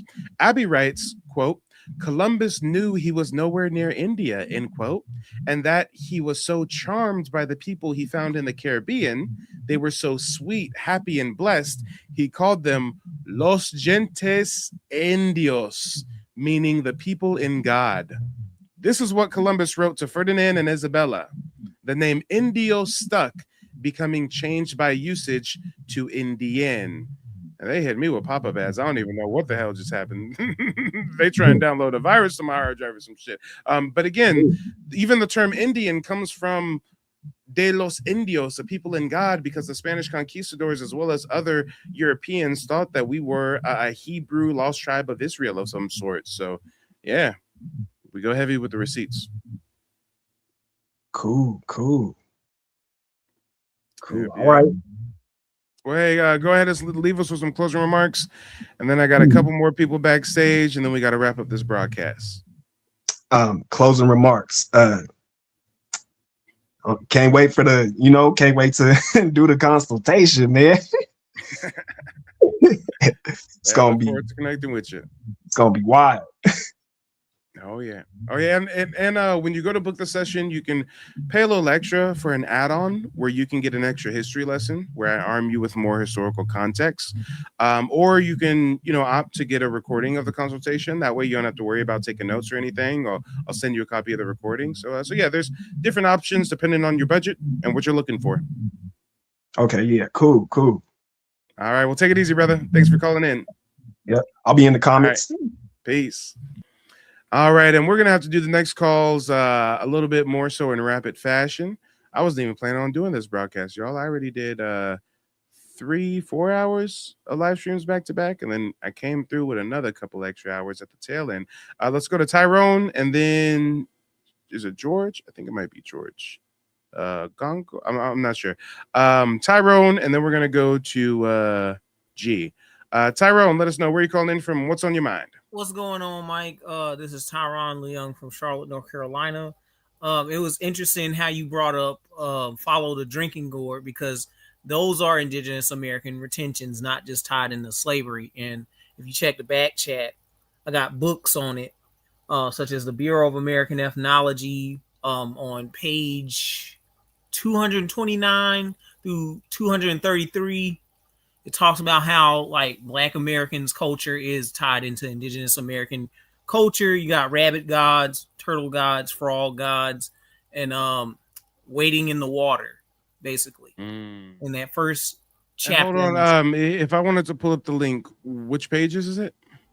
It's the library SI.edu digital. That's the Bureau of American Ethnology. I'm on the website, but which page? There's like 730 pages. Is page 233 is the point I wanted to talk about, but to make it short and sweet. But the entire first 3 or 4 pages in that book on chapter 3, I believe, in the Bureau of American Ethnology 19 Annual Report, Part 1. That's from the Smithsonian, right? That's the same one that talks about the blood of the Southern Negro is unquestionably Indian. Guess what it say at the top of the page? What? It says Algonquin tribes, and it talks about Wabo, these Native Americans' favorite racial slur that they throw at us, talking about a god, a rabbit god. Okay. So it means Waban. Waban, I got you. So well, hey, I'm pressed for time, so I'm not gonna have the time to pull up that document, but shoot me an email. Give me that same link again via email. Let me know which pages to go through, and shoot, I'll probably do a whole presentation on it this Friday. You know how I get down. Matter of fact, my sister is back home in North Carolina. When are we gonna have this interview? Oh yeah, shoot, I almost forgot about that. If you shoot me that email tonight, we'll coordinate that, and we can probably put that on the calendar for Friday as well. And go ahead and knock it out this Friday. So I'm gonna send you it right now. You can take somebody else. All right. Well, thanks for calling in, brother. We'll definitely team up on a broadcast this Friday. All right. I know it's a long time coming. We're gonna get it there. All right, and this will be the last caller of the evening. Gogo Kula. Gogo Kula, let us know where you're calling in from and what's on your mind.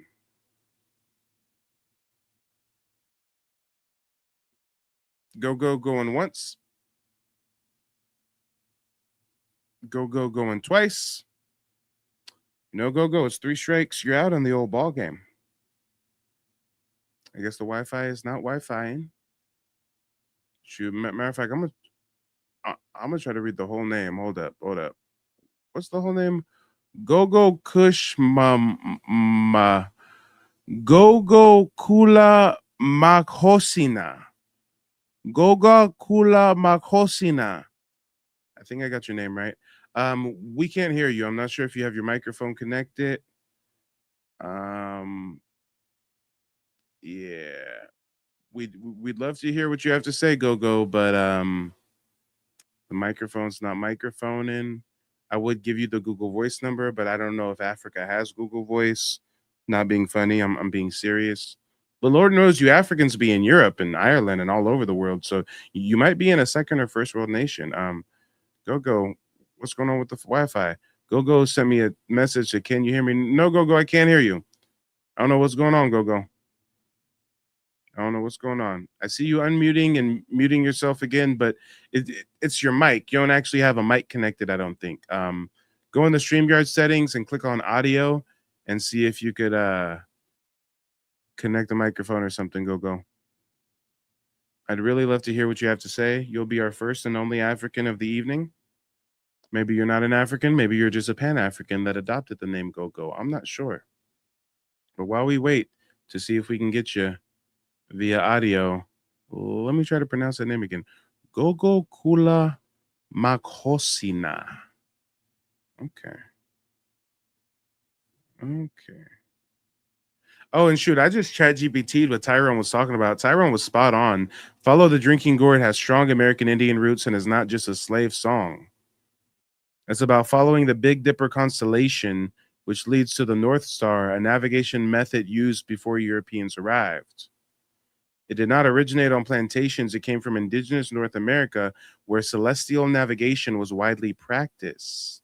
Many southeastern tribes, including my tribe, the Muskogee Creek, the Cherokee, the Choctaw, and the Chickasaw, use star paths for seasonal travel, night sky navigation for hunting and migration, oral instruction through songs and coded language.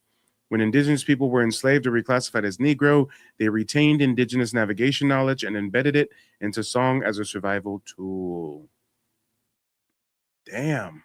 By the late 1800s, white collectors recorded songs from black communities. They assumed African origin by default. Indigenous identity had already been legally erased. So the song was categorized as an African American spiritual, even though Africa does not use the Big Dipper or the North Star the same way for continental navigation. The geographic logic of the song only works in North America. The route references rivers, terrain, and seasonal movement specific of the Southeast. Damn, so I thought that they was programming me with a plantation slave song, and while it was a plantation slave song, it has indigenous roots with my tribe. Who knows? Damn, that's wild. And yeah, Go. We gonna have to get rid of you, Go. I don't know what's going on.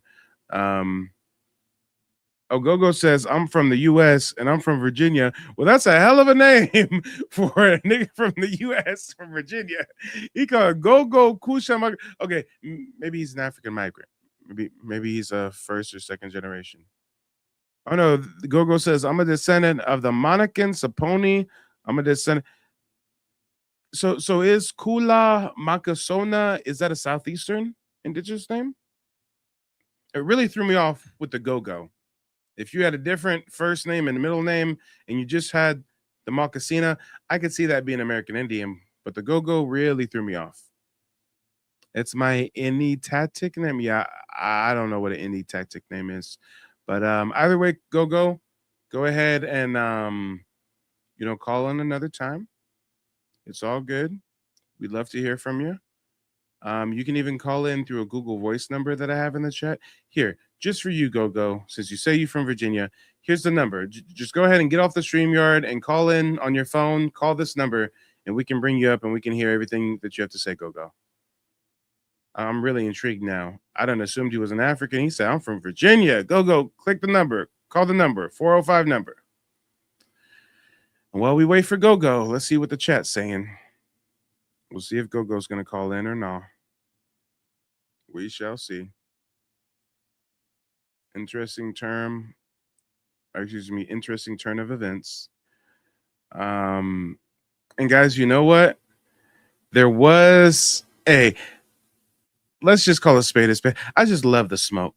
I just live off of it. I love a good-natured debate. I can never find one. I only have trolls that I have to embarrass. But you know what, guys? I really want to play for you an interaction that I had not too long ago with a girl from the Navajo Reservation.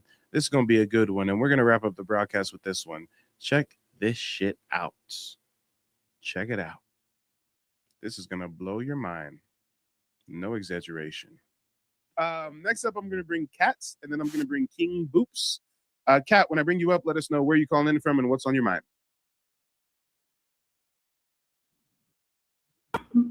I just said hello, just one of my clans. I am Danae. I'm also Tewa. Damn, and before we get to the Navajo girl, This might be Gogo calling in. Let's see. Call Let's from see. Kula Makasina. Gogo Makasina. Mama say Mama Sama Makusa. Mama say Mama Sama Makusa. Is that you? Yes, brother. What's good? What's up? What's up? No, I'm just trolling. So you said you don't descend from African migrants, or you do?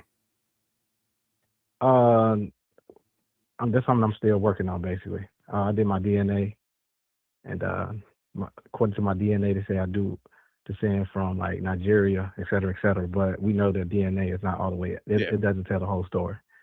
And my name is basically is an initiatic name. It's a name that I basically earned going through different rites of passages and initiations to become a traditional healer. A traditional healer within what nation? South Africa. Oh, okay. So that name is an African name. Yeah. Oh, okay. That's why it was confusing me, because even though I'm not familiar with all American Indian tribes, I'm pretty familiar with American Indian etymology. So it's like that definitely seems to be an African name to me. So just because I'm curious, how being a black man from Virginia, how did you go about getting initiated into South African? Is it shamanic practices or? Yeah, exactly. Yeah, there you go. It's Sangoma.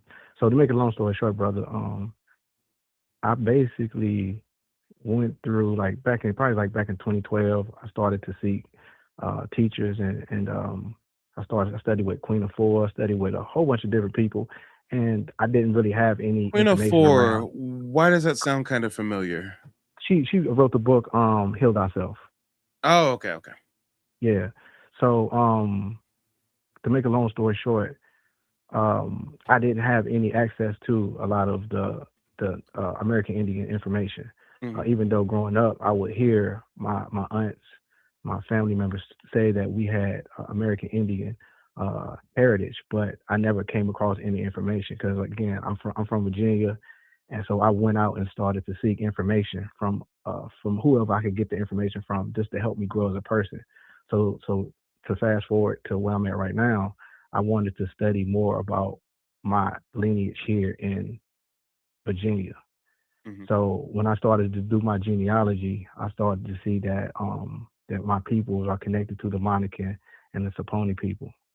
And my people has been in the same area since the 1800s, and that's why I wanted to reach out to you and get help on my genealogy. I've done a lot of it, but I feel like you probably can help me get past some of the barriers that I've come across.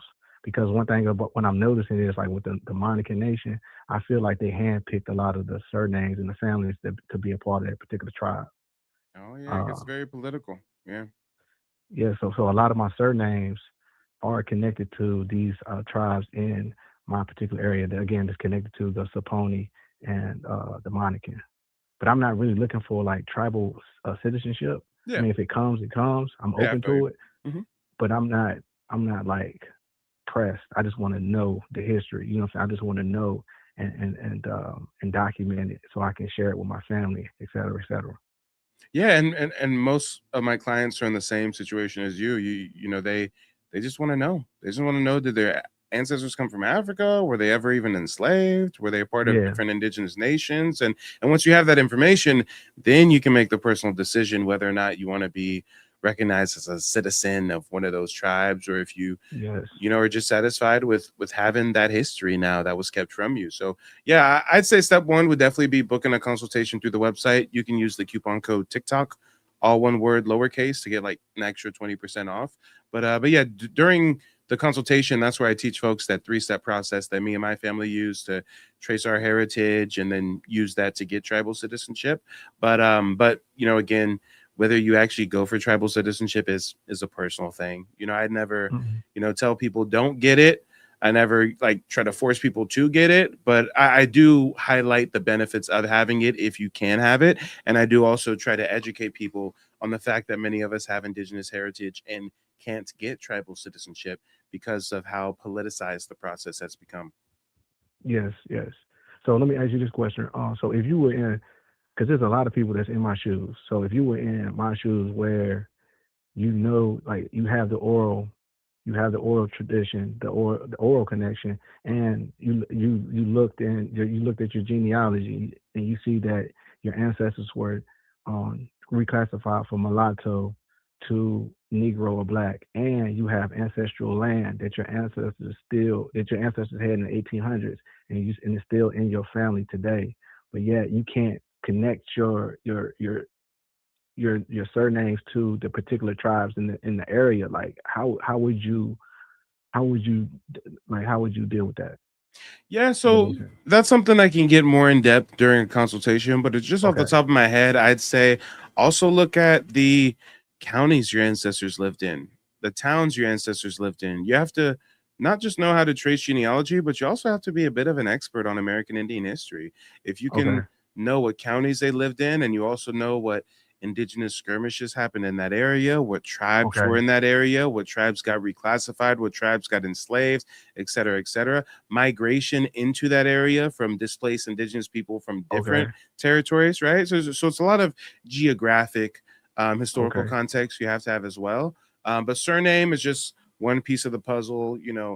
Tribal roles is another piece of the puzzle. But the biggest thing for those who do descend from folks who are reclassified is really that migration pattern.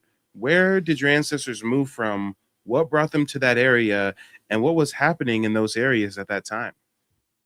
So this is the thing though, I can't, like, I hit a brick wall. Like when I get to the early 1800s, my ancestors have always been in that one. It's called Franklin County, Snow Creek area. So they've always been in that one area. But when I get to the early 1800s, I can't find any more documentations of where they could have come from if they did come from somewhere else. I got you. I got you. Yeah. So on that one, I would say not only book a consultation, but if you have it within your budget, I would choose the add-on that says history lesson. Because if you Okay. choose that add-on, I not only teach you the genealogy process, but I also arm you with historical context. And one of the things that I Okay. do is I have a whole breakdown of Virginia and the racial reclassification of Black Indians for Virginia, starting all the way back in 1676 with Bacon's Rebellion. Okay. Okay. So, I'll do there's a that. long process of paper genocide, especially Virginia was Walter Plecker, right? Racial Yep. Yep. integrity, a lot of stuff going, loving verse Virginia. I mean, a lot of Yep. stuff going on in Virginia, right? Yeah. Okay, but so what do you have any info? What are your thoughts on? I know you probably want to speak on. You probably don't want to speak on this, but what are your thoughts on the Monica Nation? Like, and what are your thoughts on the Monica Nation? I haven't looked into them much Okay. at all. I wouldn't be surprised if, just like most governmental recognized nations, they have a whole lot of white folks part of the tribe playing Yep. Yep. Indian, Yep. trying to gatekeep membership, probably Yep. even got blood quantum Yep. stipulations and shit. Yeah. Because when you go and like look at them, no disrespect, but when you go and look at them, like it seems like Hold on, I'm gonna look 95 at of him. their I'm gonna tribe. look at him. Not Monacan Nation. Yeah, look at it because it seems like 95% of their tribe is like they look straight European. Like, and I'm just being honest. Yeah, I'm seeing some white folks. Yeah, I'm seeing some white folks playing Indian. Yeah, Should be but expected. I'm a definitely because I've been watching you for a little minute, and I'm definitely going to book that consultation, and I appreciate you, bro. Keep on doing the work. Yeah, most F. We'll do. Oh yeah, look, we got a straight up white man right here I posing in try to front of the tell you. population. I try to tell you. Yeah. Hey, it is what it is. What it's gonna be. Chief Kenneth Brenham is proud to Yep. claim his Native American heritage, but he frequently encounters people who push back by saying, "You don't look Indian." Oh yeah, I Yep. wonder why. Because this motherfucker probably has European, Scottish, Irish, or Dutch Germanic heritage that fucked on a native girl one day to get some land or favorable trade conditions, and now he's trying to disregard his European admixture that's clearly there and just be 100% native. He says, "We hear Man. that a lot," says Sally Latimer, who, like Branham, traces her ancestry to Monacan forebears. She affirms that their appearance doesn't fit the stereotype of Hollywood Indians, but despite long-lasting discrimination in their community and daunting obstacles on the path to federal recognition, the Monacan people have worked proudly to carry their tribal traditions forward. Ooh. Yeah, man. So Hey, watch this. I'm gonna do a quick search on that surname. Hold on. yeah, do that What real quick, bro. is origin of surname Was it Branham? Yeah, that's one of their. That's like one of their. That's like one of their. Big, most prominent surnames in the tribe. Mm-hmm, Yeah. British Isles origin, just like I said. British Isles origin. So here, why do so many Monacan American Indians have that surname? Now, I don't need ChatGPT to tell me. I already know because English settlers or colonists have been intermixing with that tribe probably for centuries. But it's funny how the Monacans don't want to talk about it. They don't want to talk about, yeah, my ancestors were European who came and got with a native girl, and now we've been mixing with Europeans for centuries, which is why I look indistinguishable from a white man. No, they just want to be like, I'm native. Yep. Watch. Let's see what ChatGPT says. So many Monacan American Indians have the Branham surname because it sits right at the intersection of early colonial contact, intermarriage, land control, and paper genocide in Central Virginia. The Monacan Nation is in Amherst, Nelson, Buckingham, Albemarle, Rockbridge, Movana. These were early contact zones, not late frontier areas. English surnames show up early. By the 1600s and early 1700s, Monacan families were missionized, interlabored contracts, intermarried with English settlers, traders, and overseers, adopted or were assigned English surnames for legal survival. Branham was one of several surnames that entered Monacan communities during this period, alongside names like Johns, Johnson, Collins, Branham, Coleman, Adcox. There you go. The Branham name became a community surname. A small number of families intermarried repeatedly. The population is intentionally kept off of official rolls. Outsiders marry in, but children stay in the community. So over generations, Branham became a high-frequency surname among Monacan descendants, not because it was white, but because it was already embedded before racial reclassification intensified. After Hudgens versus Wright, Virginia moved aggressively to collapse Indian into Negro. Now, here's the thing. We know about the conversion. We know about the missionization. We know about the racial reclassification, but phenotype matters. If this is a black-skinned, brown-skinned man with the last name Branham, part of the Monacan, we know what's going on, some conversion. But we also have to look at your phenotype. Your line clearly has been intermixing with English settlers for a long, long time. But notice how none of them talked about this in this paragraph. They saying, hey, we don't look Indian, but we Indian. Meanwhile, me, I tell you what it is all the time. I talk about having German Irish admixture as well as the black indigenous admixture, right? But these white folks want to just get rid of the white and just be Indian all of a sudden. Hey, Mike, if you get a chance, brother, go to Google and type in the same Monacan Indians and just look at the images, Google images, and just see. Here we are right now. Let me blow it up so some people can see it bigger. I mean, yeah, this is a white woman, clearly. These are white women. Are we saying they don't have any Monacan Indian ancestry? That's up for debate. I haven't done their genealogy, but clearly they have European admixture, and it's real suspicious. Cue the X-Files theme when these motherfuckers don't want to talk about that European admixture. And I just don't understand how come we don't see any dark-skinned Indians a part of this particular tribe? Whereas other tribes, you do. Yeah, that's what I'm saying. You do. Yeah. Hold on, I see one sister on this one, but I don't think she's Monacan. This is Yasa Community House across Appalachian. I'm not sure if this is the Monacan tribe. Oh, that's no, it is? That's the assistant chief. I met her. That's the assistant chief. Oh, wait, never mind. I spoke too soon. I said it was a sister, but now that I'm zooming in, I don't know about that. I think I met that her. Becky just has a tan. I think that Becky has a tan, and and she fooled me for a second. Okay. Yeah, we got straight up white women here. We got just straight up like, all right, guys. All right. Yep. Hey, well, thank you for shedding light on this because I've never looked up the Monacan tribe, but know how immediately I was like, it's probably filled with pretendians and people trying to gatekeep indigeneity. Because so it's certain tribes that do like they handpick surnames. Mm-hmm. Okay. Wait. Again, you were breaking up. You asked if tribes do what with surnames? I said so there are tribes that handpick surnames. Oh, yeah. Or certain surnames are assigned to them during the process of conversion. Damn, there's a whole group of white girls. Well, damn. All right. When did the Pilgrims become the Indians? I mean, the only one here that looked like she got a little flavor is home girl in the center of that photo. Hold on, I don't even know if I can get back to it. It was this one girl in the back. Yes, this one girl in the back. It got a little flavor to her. But this is a straight up white woman. This looking like a white woman. And looks matter. Phenotype matters. Come on. How did the tribes get so white? Matter of fact, hold on. I'm gonna see. Just off the top of my head, I wonder.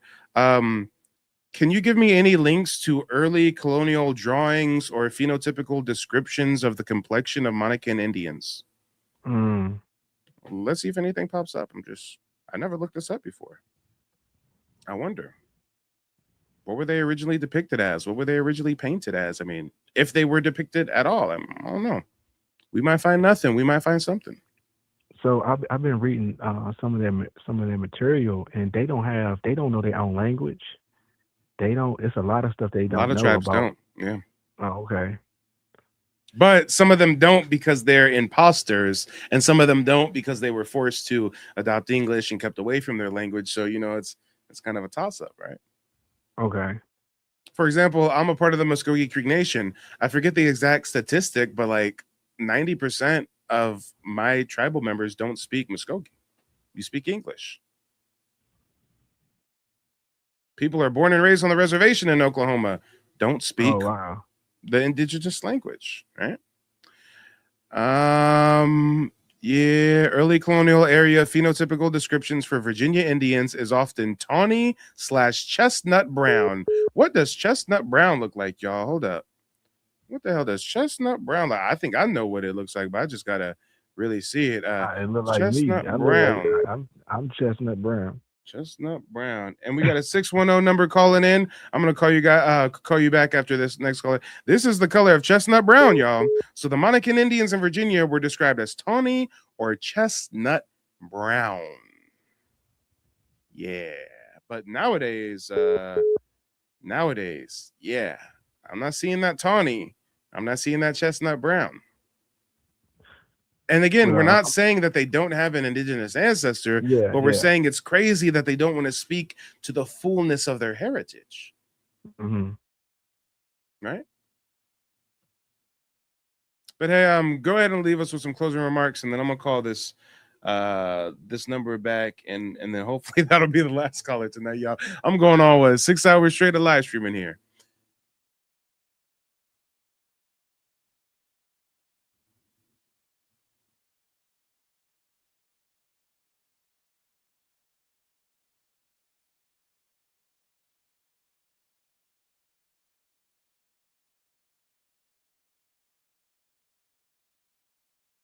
Yeah, talk to you later, brother. Peace. Oh, you know what, guys? I'm sorry. Just towards the end there, you guys couldn't hear him anymore. I switched the audio over. I'm tired, y'all. I'm tired. Bear with me. We're gonna call this last caller back. Who was this? Shoot, I just had it. I can't find their number anymore. Whoever that person was who just tried to call in, just try to call in one more time. I'll bring you right up. Yeah, Chris Jacobs. Not to be confused with that other dude I confused you with. What was it? Cash something. Chris Jacobs says, I don't see that chestnut brown. Yeah, I don't see it neither. I don't see no chestnut brown over here. I don't see no chestnut brown over here. I don't see no. Oh, that's it. Okay. Well, if we kept going, I doubt that we would see chestnut brown. Yes, Coco, we are live. And guys, I just love the smoke so much. I really want you guys to hear this strange interaction I had with this Navajo reservation girl before we wrap up this broadcast. Check this out. Because Lord knows we got a long list of people back. You up, let us know where you're calling in from and what's on your mind. I just said hello, just one of my clans. I am Danae. I'm also Tewa. I'm enrolled member of the federally recognized tribe Dene, the Navajo Nation. So I'm trying to understand. Respectfully, I asked where you're calling in from. I didn't ask for your tribal affiliation yet. So where are you calling in from? Well, I am proud to be Danae. So that is how we introduce ourselves when we're indigenous native to this. Okay, ma'am. I got a lot of people backstage. We can't do the long-winded answers. This is normally a very short question and answer. Where are you calling in from? Arizona, Nevada, New Mexico, Arkansas, Oklahoma. See how that works? Go ahead and unmute yourself and try it again. Where are you calling in from? Danae Indian. I am from New Mexico, the Navajo Reservation. Thank you. Thank you. New Mexico, Navajo Reservation. Now you have the floor. Go ahead. What's on your mind? So I'm just trying to understand why you guys can't understand that you're not from here. You guys were brought here in what, 1619? Is that a question or is that a statement? I'm just letting you know. So that's a statement. Well, it could be either. Okay, well, keep on providing statements. I mean, So we're just wondering. where are your ancestors from? Okay, so you have a question. Where are my ancestors from? Well, this is how we're gonna do it because we have so many people watching, right? Kat, you came up here to say that you're a member of the Navajo Oneida Nation, the reservation, da-da-da-da-da. You came up here saying that we're not indigenous, we're from Africa, brought here in the 1600s. Well, Kat, I've got a question for you. What would you say if I said that you're wrong and you're not indigenous to America and that you and your people are really Asiatic migrants? What would you say if I said basically the same thing to you guys, but not that you were shipped here as slaves, but that you voluntarily migrated across the Bering Strait after the last ice age? What would your response to that be? That's all been debunked. Okay, wait. You would say that's all been debunked. What? So time out. Have you not studied Ma'am, when I put you on mute, you don't take yourself off until I tell you to. That's the way it works. So when you say that's all been debunked, I don't think that would truly be your answer. I mean, if you're claiming that you're a member of some Navajo nation and someone like me came along and said, no, you're lying, what would your response be? How would you prove that you're really a member of this Navajo nation? Go ahead and unmute yourself. So again, the Bering Strait has been debunked. Again, my very specific question is, how can you prove that you are from the Navajo nation? Go ahead. Unmute yourself.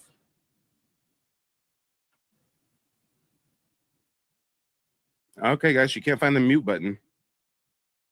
That's not true. I'm trying to find my CIB. Goofy. Okay, there you go. So you would prove to us, you would prove to us, because ma'am, nobody cares about you. Nobody asked you to join, and you're joining into our discussion to try to dictate our heritage to us. If anybody's rude, it's you, Plains Indian girl. It's you.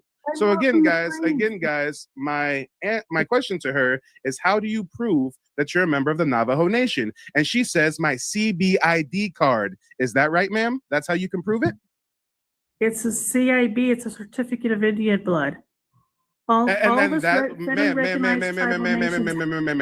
So you're saying that you would prove that you're a member of this nation by a card, yes or no? You pretendians are sad. So you can't answer a yes or no question.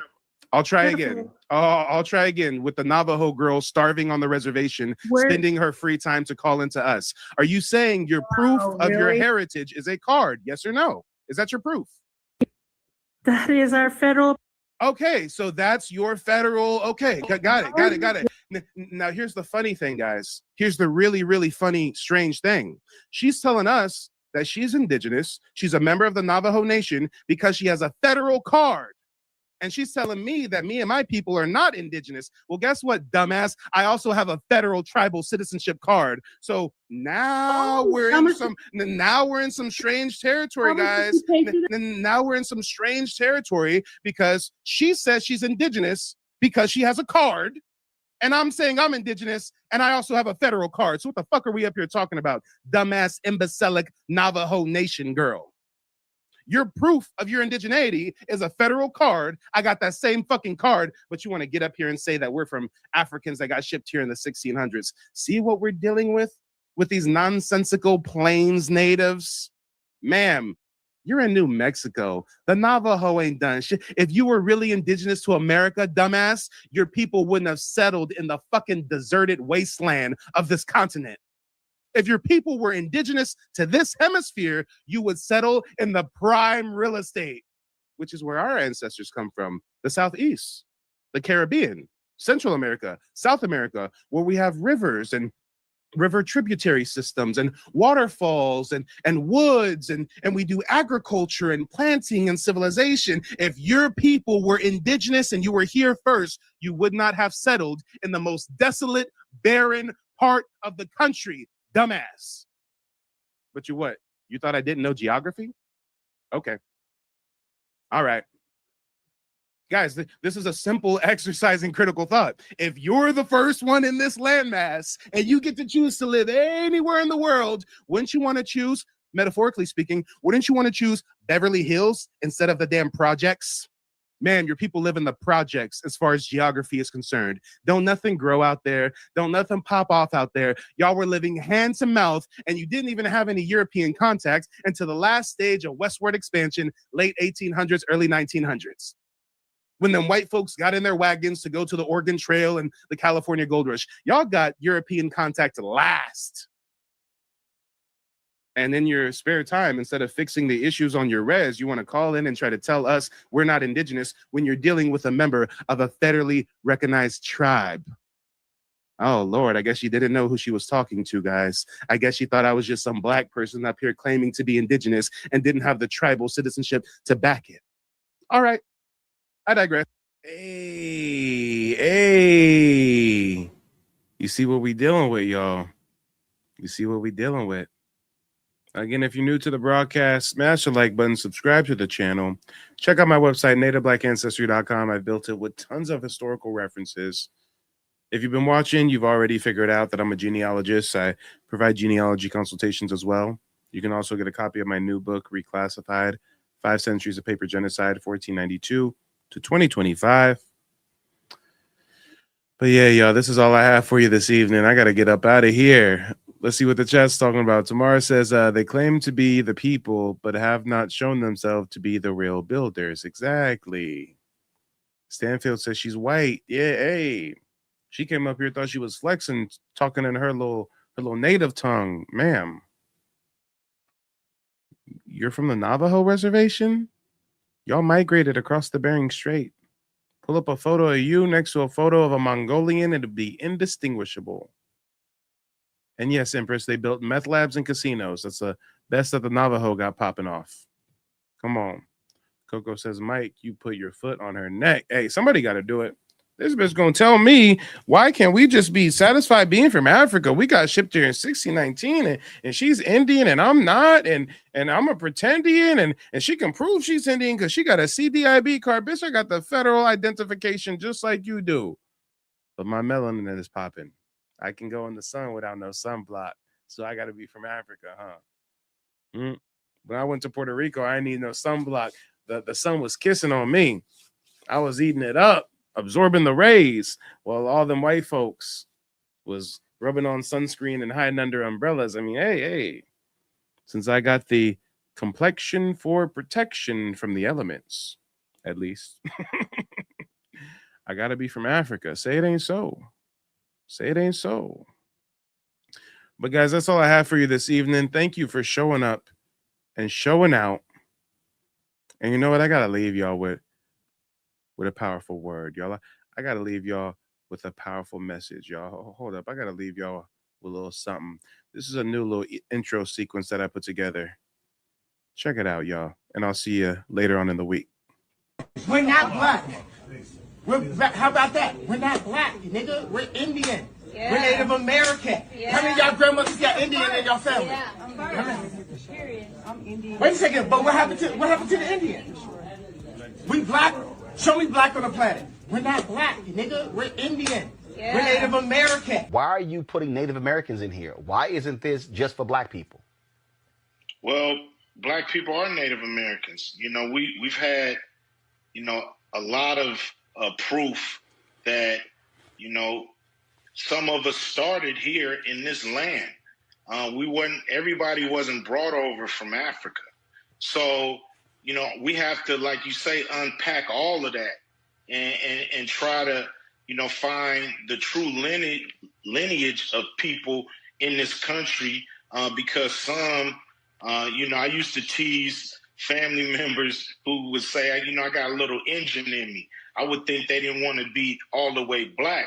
But when I really do the research, a lot of them did have a little Indian in them. So, it's one of those things where, we want to be counted on all levels, not just, through slave ships. Like I said, we were here before Columbus. So a lot of us. And so we want to make sure that's included and not excluded. I am not a slave. I was born to slide. I am not afraid. Hop about a K. Oh yeah, free to God. They went out of state. I'm a child of God. I do not belong to the United States. Fuck Black History, tell Uncle Sam he can catch a fade. I went to school, graduated at the top of my class. Still never thought I was over my peers. We did that time together 12 years. Ain't that some movie? I think that it is. They won't control me, I'm really a member. I traveled that road, I came back with the jewels from. When I pull up, they peep how the roof gone. We some dog killers, won't chew bones. Know we all spit on, we supreme. Somewhere I read a nigga had a dream. You don't have to try to be something you're not. God, I can't stand this. Trying to be something I'm not? Trying to be proud of my African heritage? If that's being something I'm not, then fine. My grandmother was a full-blooded Iroquois. My grandfather was a black from a long line of journeymen who lived in Connecticut since the establishment of the colonies. My father was a Bajan who came to this country a cabin boy in a merchant marina. I know all of that, Mama. Then know this. I am alive because of the blood of a people who never scraped or begged or apologized for what they were. They asked only one thing of this world: to be allowed to be.